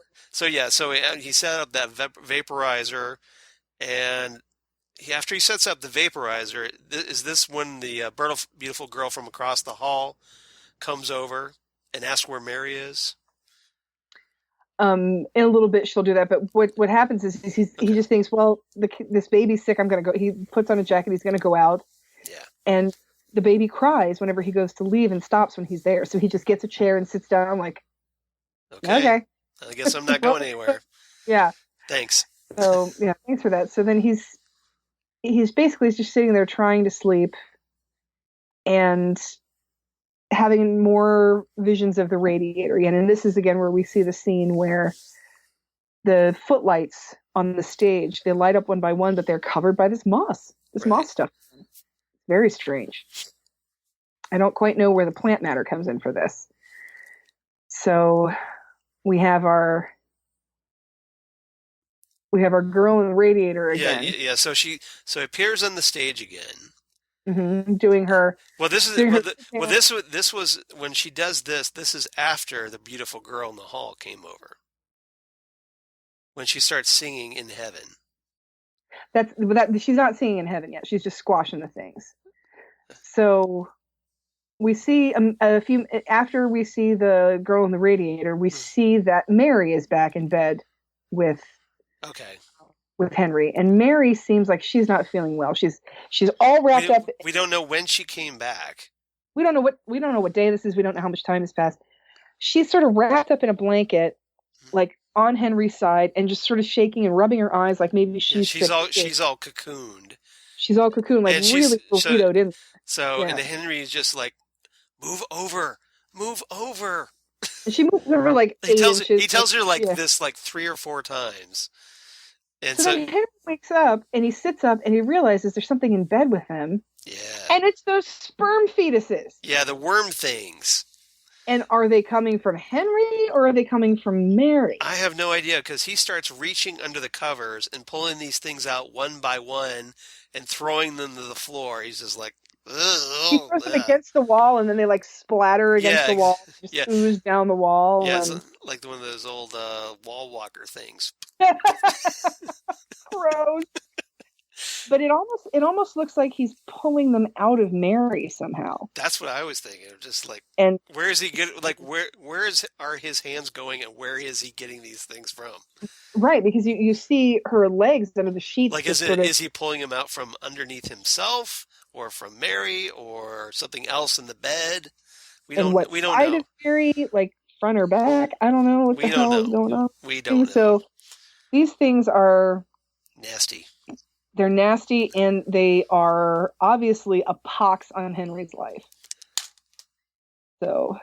Yep. So okay. So this. We have, then we have a little box that he has on the wall, just a little cabinet that opens, and then we're back on the surface of the planet that we saw at the beginning, and there's a little like wormy thing crawling around, and again, I think Henry's just spacing out and seeing what he sees.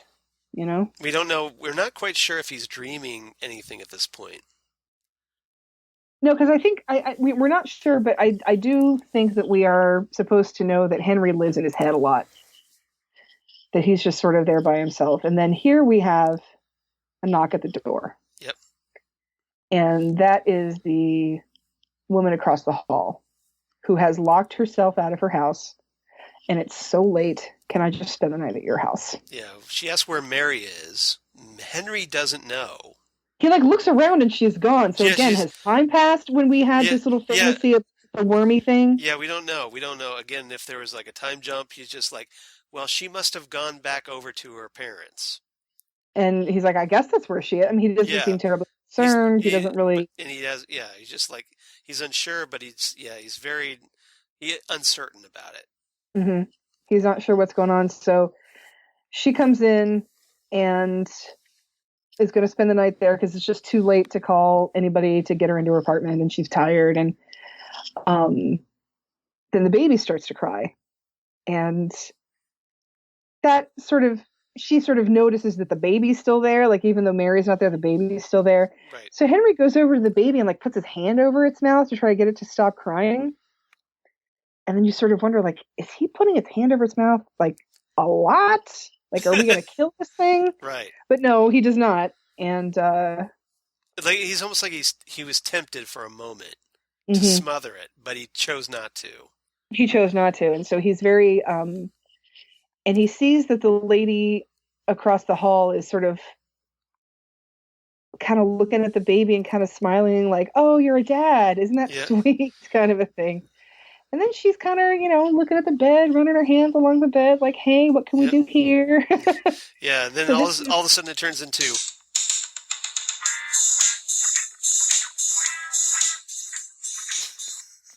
Right. So this is Henry being tempted in a lot of different ways. And again, so they're in bed, but they're like kind of in bed, but they're also kind of in like water, which is an interesting thing because there's like a circle in the bed.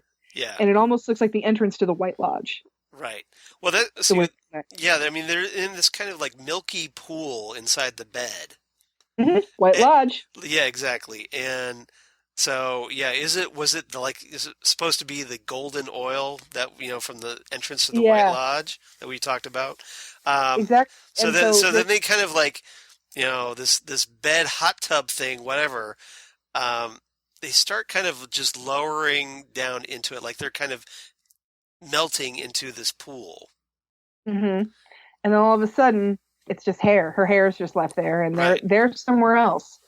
But while they're trying to do the deed, the baby starts to cry and breaks the mood, and then they try again. The baby cries, breaks the mood, but then Right.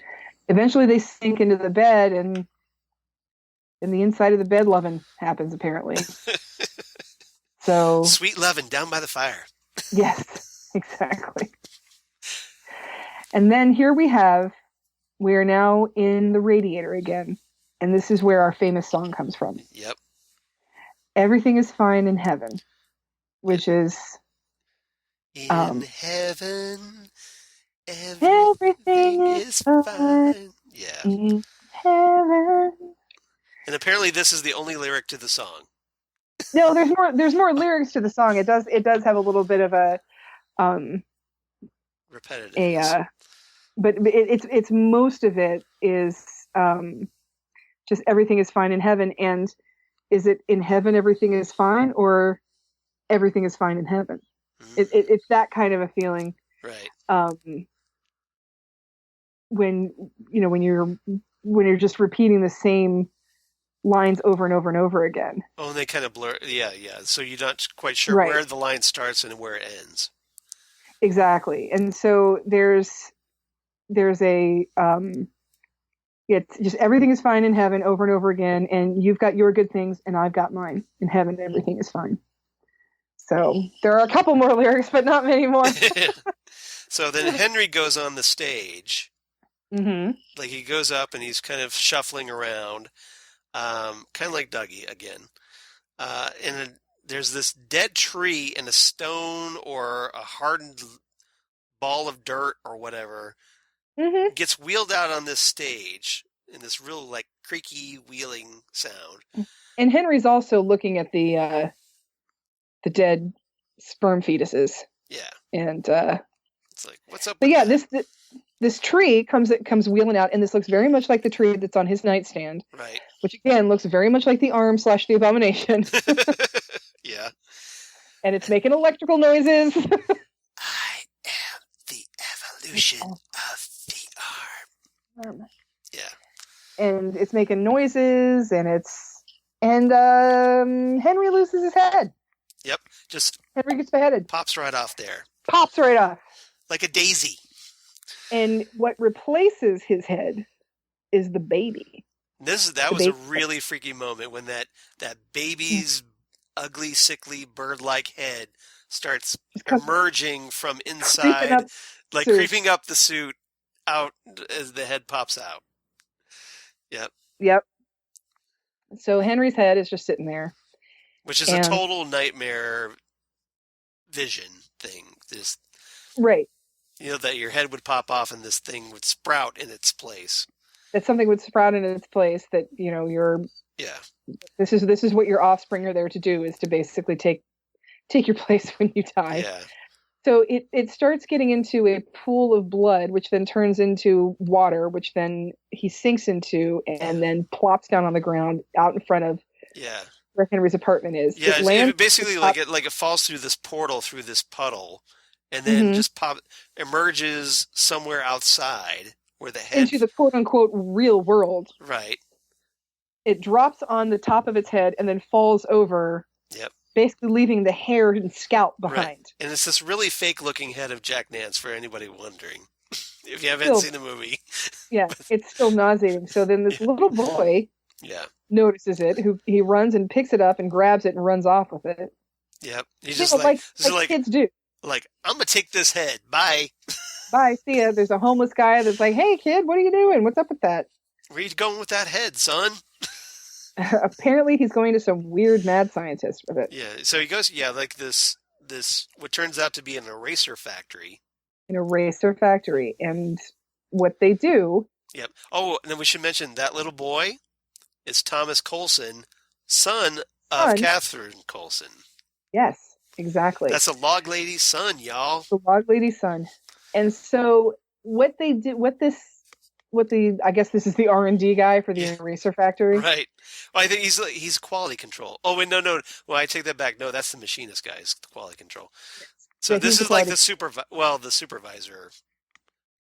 He seems like he's the R&D guy, because what he does is he takes a little tube, shoves it into Henry's head, almost like he's pulling out a core sample, Okay.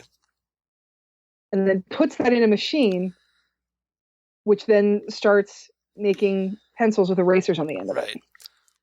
We had this little bit though before where this guy that like a receptionist guy who when the kid Mm-hmm. brings in the head, he's like buzzing repeatedly for his boss. You hear this Yeah, buzz, buzz, and just to make you it's the most annoying, uneasy feeling at this point.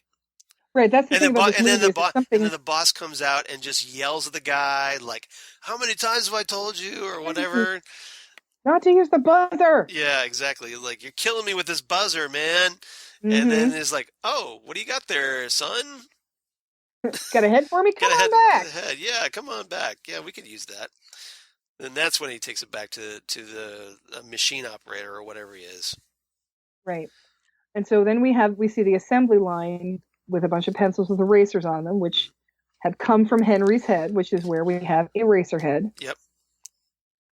And yeah, there you go, just Yeah, like that. little pencils So coming by off an assembly line. so the machinist, the quality control machinist guy grabs one off the assembly line, makes a line out of it, and then erases that line. Like, And then he has to make sure, like, okay, I have to make sure this eraser is up to scratch. Let me mhm, he writes something down, scribbles it or whatever, and then erases it. It's like, studies it for a moment, is like, it's okay. it's okay. And then he just I just love the way gently he turns delivers in, that. it's okay. It's okay. And Thumbs and up. then he sweeps the eraser shavings into a pile and then swooshes them off of the side of his desk. Yep. And that's when we get that shot of Yeah, just ethereal bits it's in basically the like air. anytime you see like you look up Eraserhead images of Eraserhead, it's that Hmm. kind of definitive image of Jack Nance's head. But Jack Nance isn't there yet. It's Oh, just the eraser oh, bits. you're right. You're right. You're Yeah, it's absolutely right. just the eraser That bits comes at the end of the movie. I'm sorry. You're right. comes at the end, but it's beautiful. It's and it's Yeah, just again, you're cr- making and it's Lynch turning eraser shavings into art here. mhm. And it's just crap floating in the air, very much like the Bob Garmin Bozia that gets Hmm. sent to Earth. Right. So then all of a sudden, Henry's back in bed, and so was this a dream?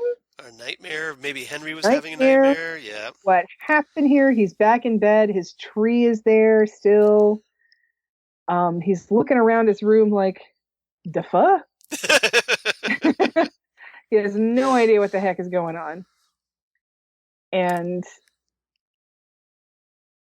What the heck's he's going just, on? yeah, he's like, he has no clue what's happening. He's just sort of walking around the room. He's Yeah. hearing something, opens Yeah. the door, keeps looking for stuff, can't figure it out. And he hears something from outside of his apartment, Mm-hmm. and that's when he sees the beautiful girl from across the hall, and she's there with some dude named Mr. Roundheels, Mm-hmm. being all cozy, chummy. And So, Mr. Roundheels is like looking really uber creepy, like oh yeah. smiling, and like, yeah, I got your woman, pal, and all smug and waiting to be So apparently punched in the that's face. over. Yeah, Yeah, so that's over. So Henry goes, kind of frustrated back in his house and then back into his bedroom. And of course, the yep, baby's still there. yep. The baby's still there, Now, safe and what sound. does the baby do after Henry comes back in the room?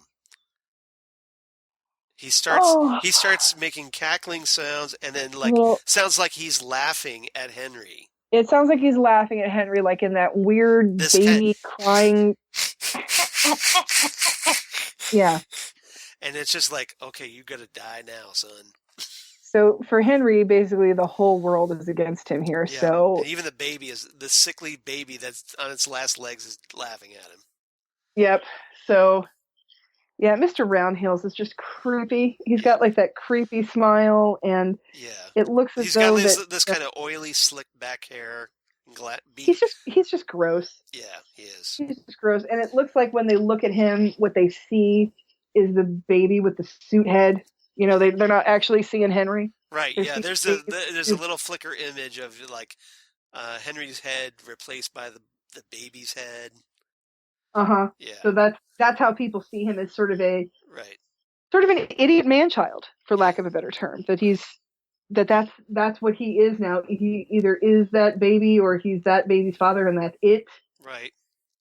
But that's all he is to anybody. So Henry is getting more and more upset by this, and more discombobulated and Agitated. Yeah. agitated by it. So he goes back into his apartment, and he grabs a pair of scissors out of his dresser drawer that has Swamp Thing on top of it. Now, this is a weird situation because you're not sure what he's going to do with the scissors, and you think he walks over to the baby, and you think, "Oh my God, what is he going to do? What is he going to do with the scissors? Is this going to be? I mean, Henry, are you going to Now for me, jail?" the first time I saw this, I was just like, do it, kill him. But then it's like you're sorry for the baby. You don't want him to kill the baby, but at the same time, I totally want him to kill the baby at this point. See, I didn't, and it was just so like I did that when the moment the baby started laughing at Henry. I'm just like, that's it. Baby deserves to die now. It's a baby. Yeah. Come on. No, it's a demon. It's something not right. That's for sure. So he takes the scissors. Yeah. And you think he might just stab the baby, but he doesn't. He goes to cut the baby's bandages off, which at this point are gross. Yeah. They're like gross and oogie, but yeah, it's like this. The bandages kind of open up by themselves after he cuts them. Right, that's the thing. And they just part like the Red Sea, and then like you see inside, and there are all these organs. Well, and the bandages look like they haven't been changed or washed since the baby came home from the hospital, nor does it look like the baby has been removed from the table at all. So, like, no one has picked this baby up, bathed it, nothing. So he cuts through the bandages, and while he's cutting through the bandages, the baby's reacting almost like the bandages are part of its body. Right. They're fused. So he thinks, he thinks he's cutting through bandages, but it's almost like he's cutting through the baby. So then, like you said, his chest opens up very much. There's no actual skeletal structure here. It's just goo. Just this pile of organs. The bandages were what is holding this baby together, and it looks like its skin has fused to the bandages, so there's no way to remove the bandages from the skin. Right. And this reminds me of the John Carpenter The Thing, where the doctor is going to use the defibrillator on the one guy, and it turns out he is the alien. Right. So his chest opens up into teeth and then eats the doctor's arms off. Yeah. And then those weird like tendrils come out of it. And that's what happens here. So Henry's got this open baby with organs that he doesn't know what to do. So he figures he's going to just put it out of its misery. So he starts stabbing the lungs.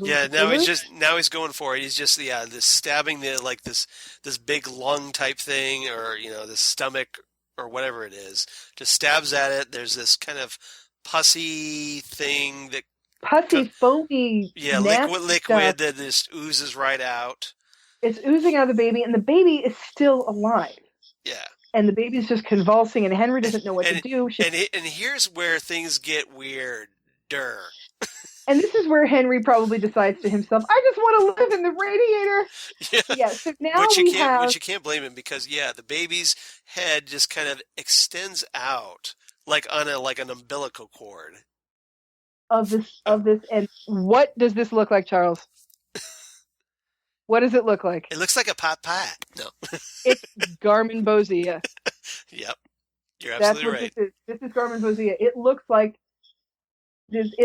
a volcano of creamed corn. Garmonbozia.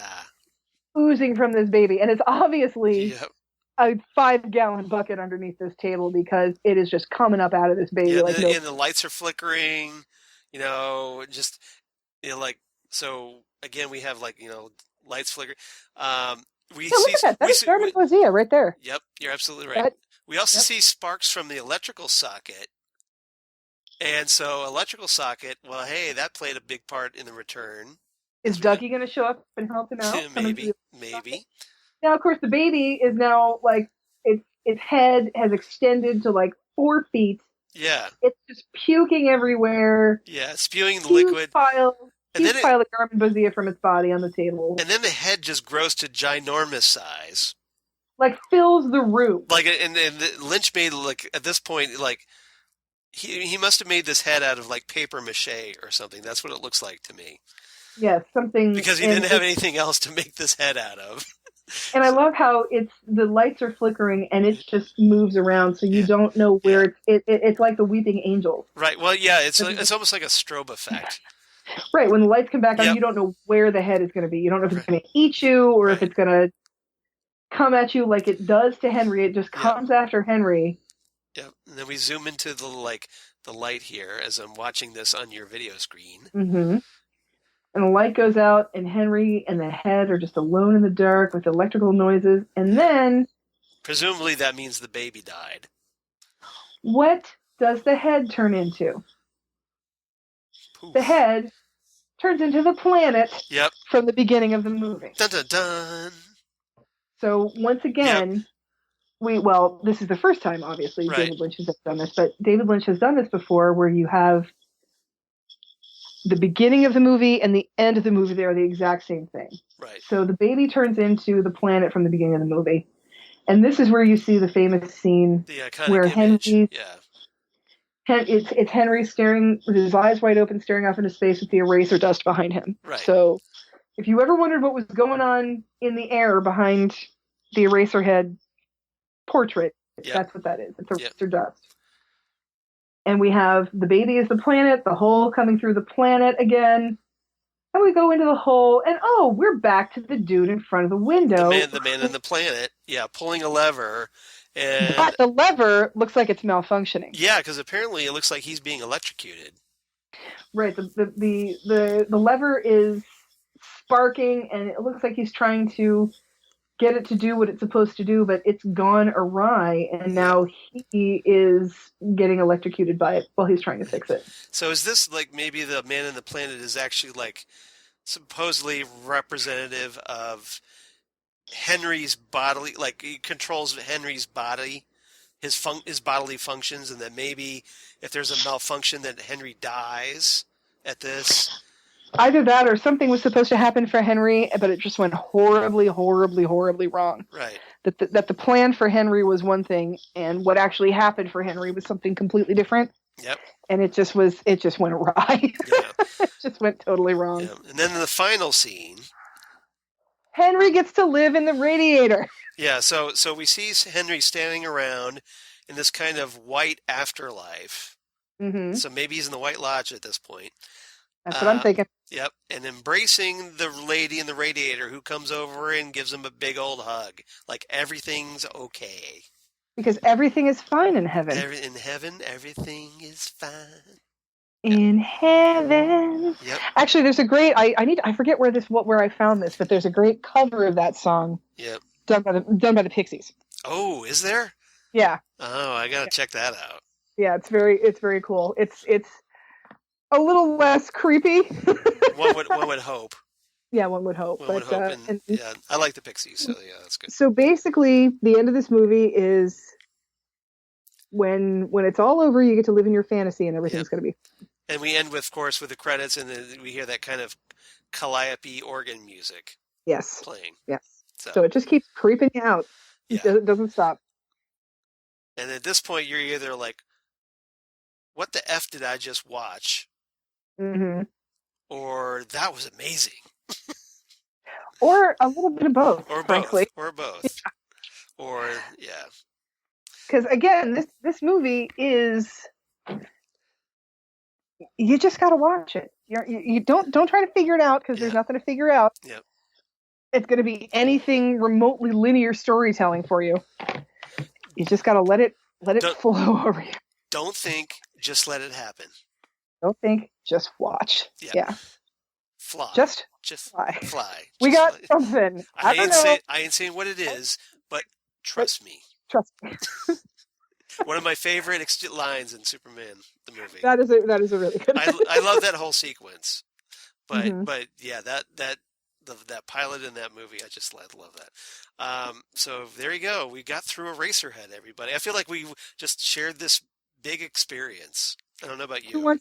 Who wants some Easter candy? There you go. Smoke them if you got them. Seriously. So yes, this was Eraserhead, and again, right. We're talking about how gross and how disturbing and how horrifying and how terrifying it is, but I definitely recommend watching it because it's not that obviously, for me, it's not that kind of horrifying that keeps you from ever wanting to see it again. There are those movies that are fantastic and beautiful and wonderful, and don't ever make me watch them a second time. Um, the one thing that comes to mind specifically for me is Requiem for a Dream. I never want to see that movie again as long as I live. I've seen it once is enough. I don't think I've ever seen that movie. If you just want to see people who are decent people screw themselves over and make all the wrong decisions and wind up in horrible, horrible pain, there you go. All right. So it's the ultimate Schadenfreude movie. It's a beautiful looking movie, and it's a fantastic reason never, ever, ever to do drugs, ever. But you just have to watch people just go down the drain. It's terrible. And this one, it's not really, you're not really all that invested in Henry. Yeah. I mean, interested in what's going on with him. You don't particularly care about Mary all that much. And you can't. She's probably better off with her parents. It's hard to connect to any character in this movie. Right, because there's not a lot of characterization. You don't know a lot of characters. They just seem like, well, on one hand, they seem very simple. Mm-hmm. But there's obviously a lot going on. There's a lot going on, and there's a lot that we don't know about them. Like I said, we don't know what time period is. We don't know what their lives are, They're very enigmatic characters. Right. Like why is it that Mary is living with a family and Henry's by himself? Like where's Henry's family? There's all kinds of characterization. So many questions. Components. So many questions. There's components that we just don't have that give us that empathy. Right. Human empathy that we can empathize with a new mother not knowing what to do for her baby and just needing to sleep. Yeah. I don't know if you've ever been around a mother who needs sleep, but they basically wail and beg for sleep when that happens. And you can't blame them because it's a terrible thing to be sleep deprived. And it is. And the idea that, you can empathize with the idea that your kid is going to get sick and you're not going to know what the hell is wrong with them and what you're supposed to do for them. And no matter what you're trying to do for them, they're going to get sicker. That whole concept. And then you can sort of feel that once your life has happened to you, you realize that you have just let your life happen to you rather than creating a life for yourself. You're not in control of your life. Right, you're not in control of your life, and you're just letting things. Do you watch Saturday Night Live, Charles? Yes, I do. Okay, well, do you know those little short films that they do where Pete Davidson is just this like dumbass kid? Yeah. And somebody falls in love with him, and they say, "We should go away together." Okay. Yeah. That's like he's like all Pete Davidson's character says is okay or yeah. Uh-huh. Uh-huh. And that's kind of what's happening here is that Henry is like, okay, he's going to get this apartment, okay, this job, okay, just rolls with it. He and Mary are going to hook up, cool, and once you realize that your life has happened to you and you're in it, that's when you're like, oh, I don't know if I can do this, and you start looking around at the lady across the hall and making bad decisions and all that. Oh my God, this movie started over. It's hunting me. Just stop that right now. Yep. I will say I've never watched this movie this often in 1 week. You cannot escape Eraserhead. So what's your rating for this movie? Hang on 1 second. After I had to cough. That's all right. I give this movie 9.5 out of 10 radiators. Wow. I love this movie. Wow, you really like this one. I really, really do, and I don't know why. I know that there's so many reasons to not like it or be afraid of it or think it's disgusting, but I like the. I'm gonna just cough again. Go ahead. Do your thing. Choking on my own rage here. Insert coughing noises here. Coughing noises here.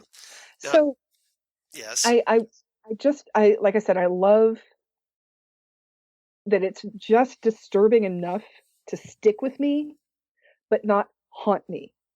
And I think that that's where disturbing movies have gone, that they're so violent, they make you sick, or they're so torture-y, or so rapey, or so child abusey, or culty, or gory, or what have you. They're just these extremes that you have to survive. Right. Things, things like Kill List or Martyrs or some of these more torture porny kind of movies that haunt you rather than stick with you. And I think this one sticks with you rather than haunts you. Right. And Well, for one thing, you're left kind of just puzzling about like, well, what did this mean? Or, like what was this about? So you're kind of like you roll this one around in your subconscious for a good while. It lingers. right, right. And and I feel like it seems like a very otherworldly movie, but it is tapping into very real human mundane fears. Right. The fear of growing up and having to be responsible, the fear of being in a marriage you don't want to be in, the fear of Being a new parent left alone with a child. being a new parent left alone with a child who's sick and you don't know what to do. Right. Being a new parent who's being left alone with a child they didn't necessarily want Right. or expect. Right. So I think these are very common, everyday human fears that are very relatable to a lot of people. And and everybody tells you, oh, it's different when it's your own baby, you'll feel different, blah blah blah. Well, what if your own baby is really sick, really deformed, really confusing, and laughs at you? Yeah. So maybe it's not going to be different. Maybe it's not better when it's your own. I mean, so there's a lot of things to think about in this. And it says a lot about your life when you're getting trolled by your like sickly like bird fish head baby. By your sickly fish head ET embryo baby. Yeah. So, and I also think it's beautiful. I don't know who did this puppetry. Yeah. But damn, because it's creepy. That thing is terrifying. It's just terrifying to look at it. It hurts your soul to look at that thing. It just makes it's creepy crawly. And like I said, you have so many mixed, at least I did, right, have so many mixed emotions about it. You want it to get better. You want it to be okay. You want to take care of it. You want to keep it alive, but you don't want to touch it. And you don't know that it's going to... That nurturing instinct only goes so far. That's the thing. I mean, you have the nurturing instinct of wanting to keep your baby alive, but at the same time, you have that human instinct to stay far, far away from things that look like that. Right. And I think that conflict is fascinating. I love how this movie looks with its starkness. It's very, very, the blacks are black and the whites are white. Right. And just the idea, and I like when a movie can just be what it is. And when you are living inside of somebody's head for a while, and that's what we're seeing. We're seeing the inside of Henry's head most of the time in this movie. Right. It doesn't have to make a whole hell of a lot of sense. And I like that about it as well. It's just like, okay, let's check out what's going on for like an hour and a half and see where this goes. And then, but I can leave it.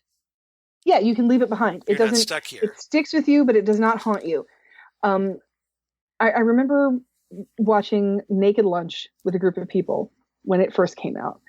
And everybody's like, I don't get what's going on in this movie. Do you get it? And I said, yeah. And they said, well, what is it? And I said, he's high. I don't know what else you're looking for here. Don't overanalyze it. Don't overanalyze it. He is high and you are inside of his head right now. You are seeing what he's afraid of. You're seeing what he's hallucinating. You're seeing his paranoia. End of story. That's it. I mean, you don't need to go much further than that. And that's the same thing with this. You are seeing what is in this guy's head, and he doesn't have to justify it to you. He doesn't have to explain it. That's his head. Right. You're just a voyeur. End of story. So, I give this one. Now, obviously, I'm not as much of a fan, I think, as you are. Mm-hmm. But and it's not my favorite David Lynch film. It's not my favorite David Lynch film either. It's pretty low on my list of David Lynch films. Is it? Okay. So I give it, I mean, I appreciate the fact that, well, it's his first. So I give it 7.5 fake Jack Nance heads. Because I just... No, that's... Yeah, so, yeah, I give it 7.5 because, I mean, I appreciate what it is, but that baby, right? that second act where that baby's just crying and like, it grates on me.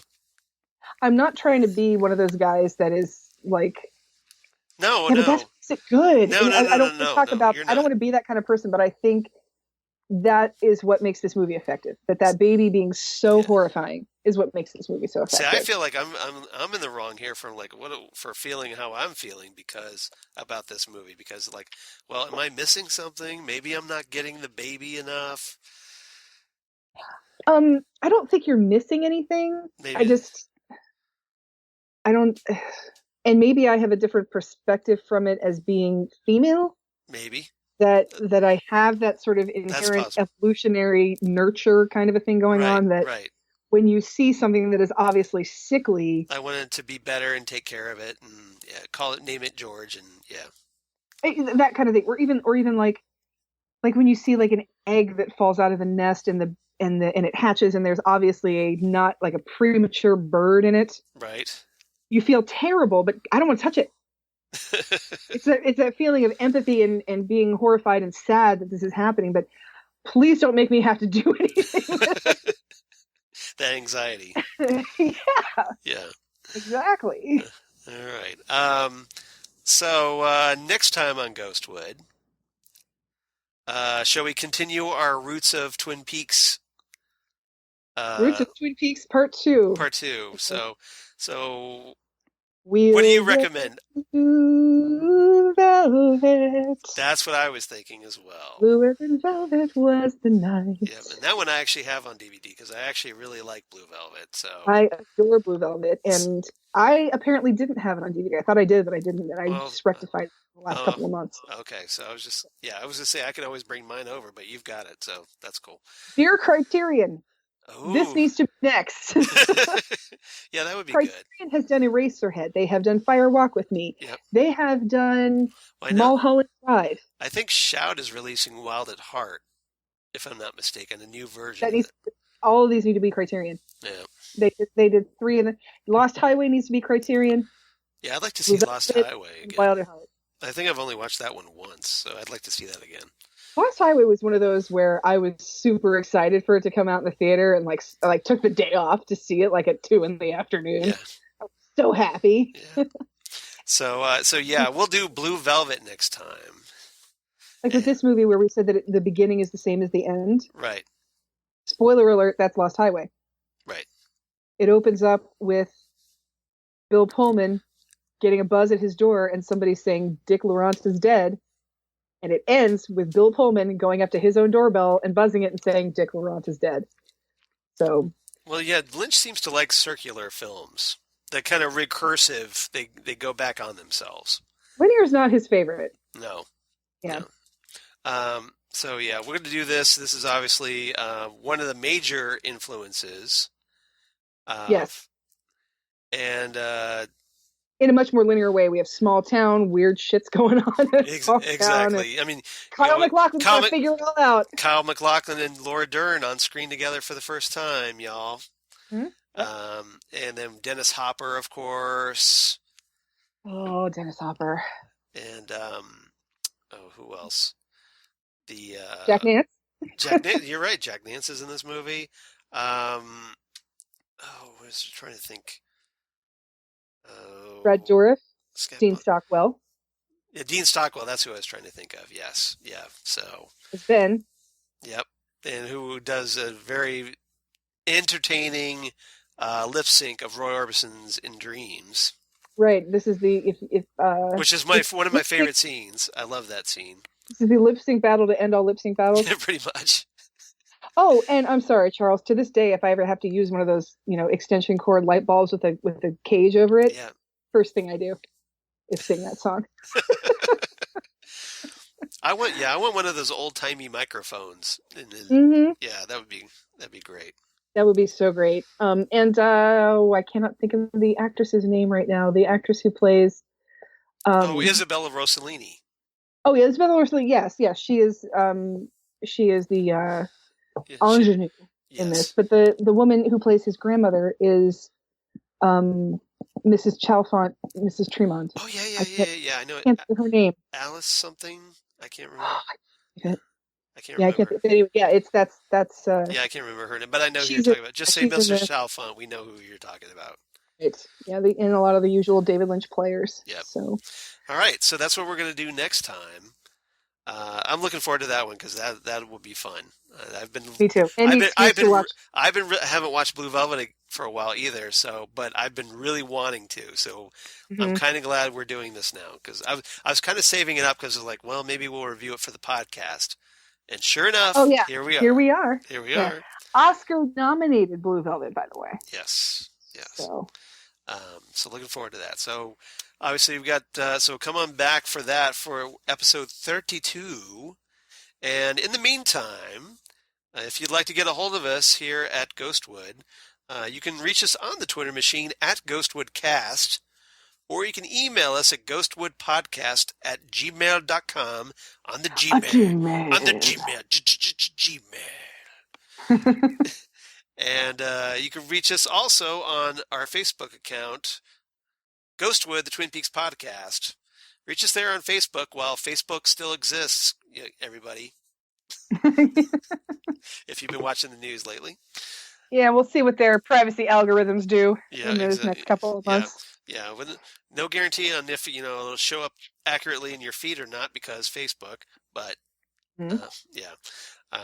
But we're also on there too. And if you would like us and follow us on there, that would be great because that helps people notice us. And then, of course, on iTunes, we definitely appreciate you leaving a review for us. Let us know what you think. We'll know what you think of things like when we do this Roots of Twin Peaks series, kind of exploring the outer reaches and the influences of David Lynch's previous projects that helped influence Twin Peaks. Because obviously, as we went through Eraserhead, there were plenty of things that paid off later on in the original and in the return. Oh, yeah. So, and Blue Velvet, same thing. Same stuff. Same stuff. And lots of actors, obviously, that carried over into Twin Peaks as well. Right. So check us out there. Xan, where can they reach you on the interwebs? Well, for now, I am on the Facebook, Xan Sprouse. Yes. And I am on the Twitters as Udinax19. Ditto for the Instagram, Udinax19. Yes. And leave us feedback. And if you want to give us 5 stars on iTunes, that'd be great. Just because that's not, even if you don't necessarily think we're 5 stars, at least give us a shot to have somebody else listen to us. And that's how other people, that's how other people find us, is through the rating system. So also don't forget to come and check out, because iTunes has their own algorithms, and that they helps. have their own algorithms and privacy issues going on there. So don't forget to check out the Southgate Media Patreon. Right. Help us keep the lights on. For as little as $1 a month, you can help us keep the lights on in geeky podcast land. And there are a lot of geeky offerings from the Southgate Media. So if you want to see what else there is now that this episode's over, you're like, well, what am I going to listen to now? Yeah, well, there you go. Yep. You got a lot of good options. I could recommend 3 other podcasts, but that's just me. You can. Speaking of 3 other podcasts. And shamelessly too. Where else can we find you on the internet? You can find me on the internets on the Twitter at Charles Skaggs, on the Instagram at Charles Skaggs, coincidentally enough. Google Plus for all you crazy kids in the Google Plus. Facebook, of course, at Charles Skaggs. And my blog of geeky things. Damn good coffee. And hot. Damn good coffee and hot. Where I talk about all the things we talk about here on Ghostwood, including Twin Peaks, or maybe Eraserhead, or Dune, Blue Velvet, you name it. Or all kinds of comic book sci-fi news, lots of casting news, and trailers, whatnot. Please check that out. I definitely appreciate that. And my other 3 podcasts I do for Southgate Media, as I shamelessly plug. Next Stop Everywhere, the Doctor Who podcast that I do with Jesse Jackson. And Titan Talk, the Titans podcast that I also do with Jesse Jackson. And the Fandom Zone podcast that I do with Karen Lindsay, where we talk about all the comic book shows of the week, or as many as we can. There's so many now, thanks to all the different internet network platforms. Yeah, and networks like Sci-Fi keep throwing out new ones like Krypton. So we just so many shows, you guys. And I want to give a special shout out to Karen while I'm at it, because Karen sadly lost her mother this past week. Oh, I'm so sorry, Karen. And We have Jesse and a friend of the show, Phil Parrish, helping us out for the past couple of weeks. Well, obviously, Karen has more important matters to take care of than a silly little podcast. Definitely, And, definitely. And of course, my love. I send all my love out to Karen. I've been doing that on all the podcasts. I want to do that here as well. Definitely, And my heart is with Karen right now too. That is terrible news. I'm so sorry. yeah. So, my parents are in their 80s, so this is a constant fear in my back of my tiny brain every Especially us day. as only children with still married parents. This is a constant fear. Exactly. So, yeah, no issues there, right? So yeah, Karen, obviously we're keeping you in our thoughts, and we send you all our love. So, but other than that, thank you everybody for listening. We definitely appreciate it. I hope you enjoyed our little Eraserhead discussion. I know I did. And We're just like regular chickens. regular chickens? Just like regular chickens. Those aren't regular chickens. What the hell are they? Chickens don't dance on the plate without a head and then bleed. What is Exactly. that? Hello, my honey. Hello, my baby. Hello, my Now ragtime that gal. would have been funny. Wouldn't That it? would have been good. Yeah, it would be. Little That's comedy. Yeah, well, that's what Mel Brooks thought so for Spaceballs. When he did the mashup with the alien. Not again. Yeah, not again. Oh no, not. I love John Hurt in that Not scene. again. Oh, John Yeah. Hurt. The late John, fantastic. Yeah, he is, and the War Doctor as well. So come on back, everybody, for episode 32 when we discuss Velvet. Blue Ribbon Velvet was the podcast. Very nice. So thanks, everybody, and we'll see you next time right here, Ghost with Twin Peaks Podcast. Bye-bye.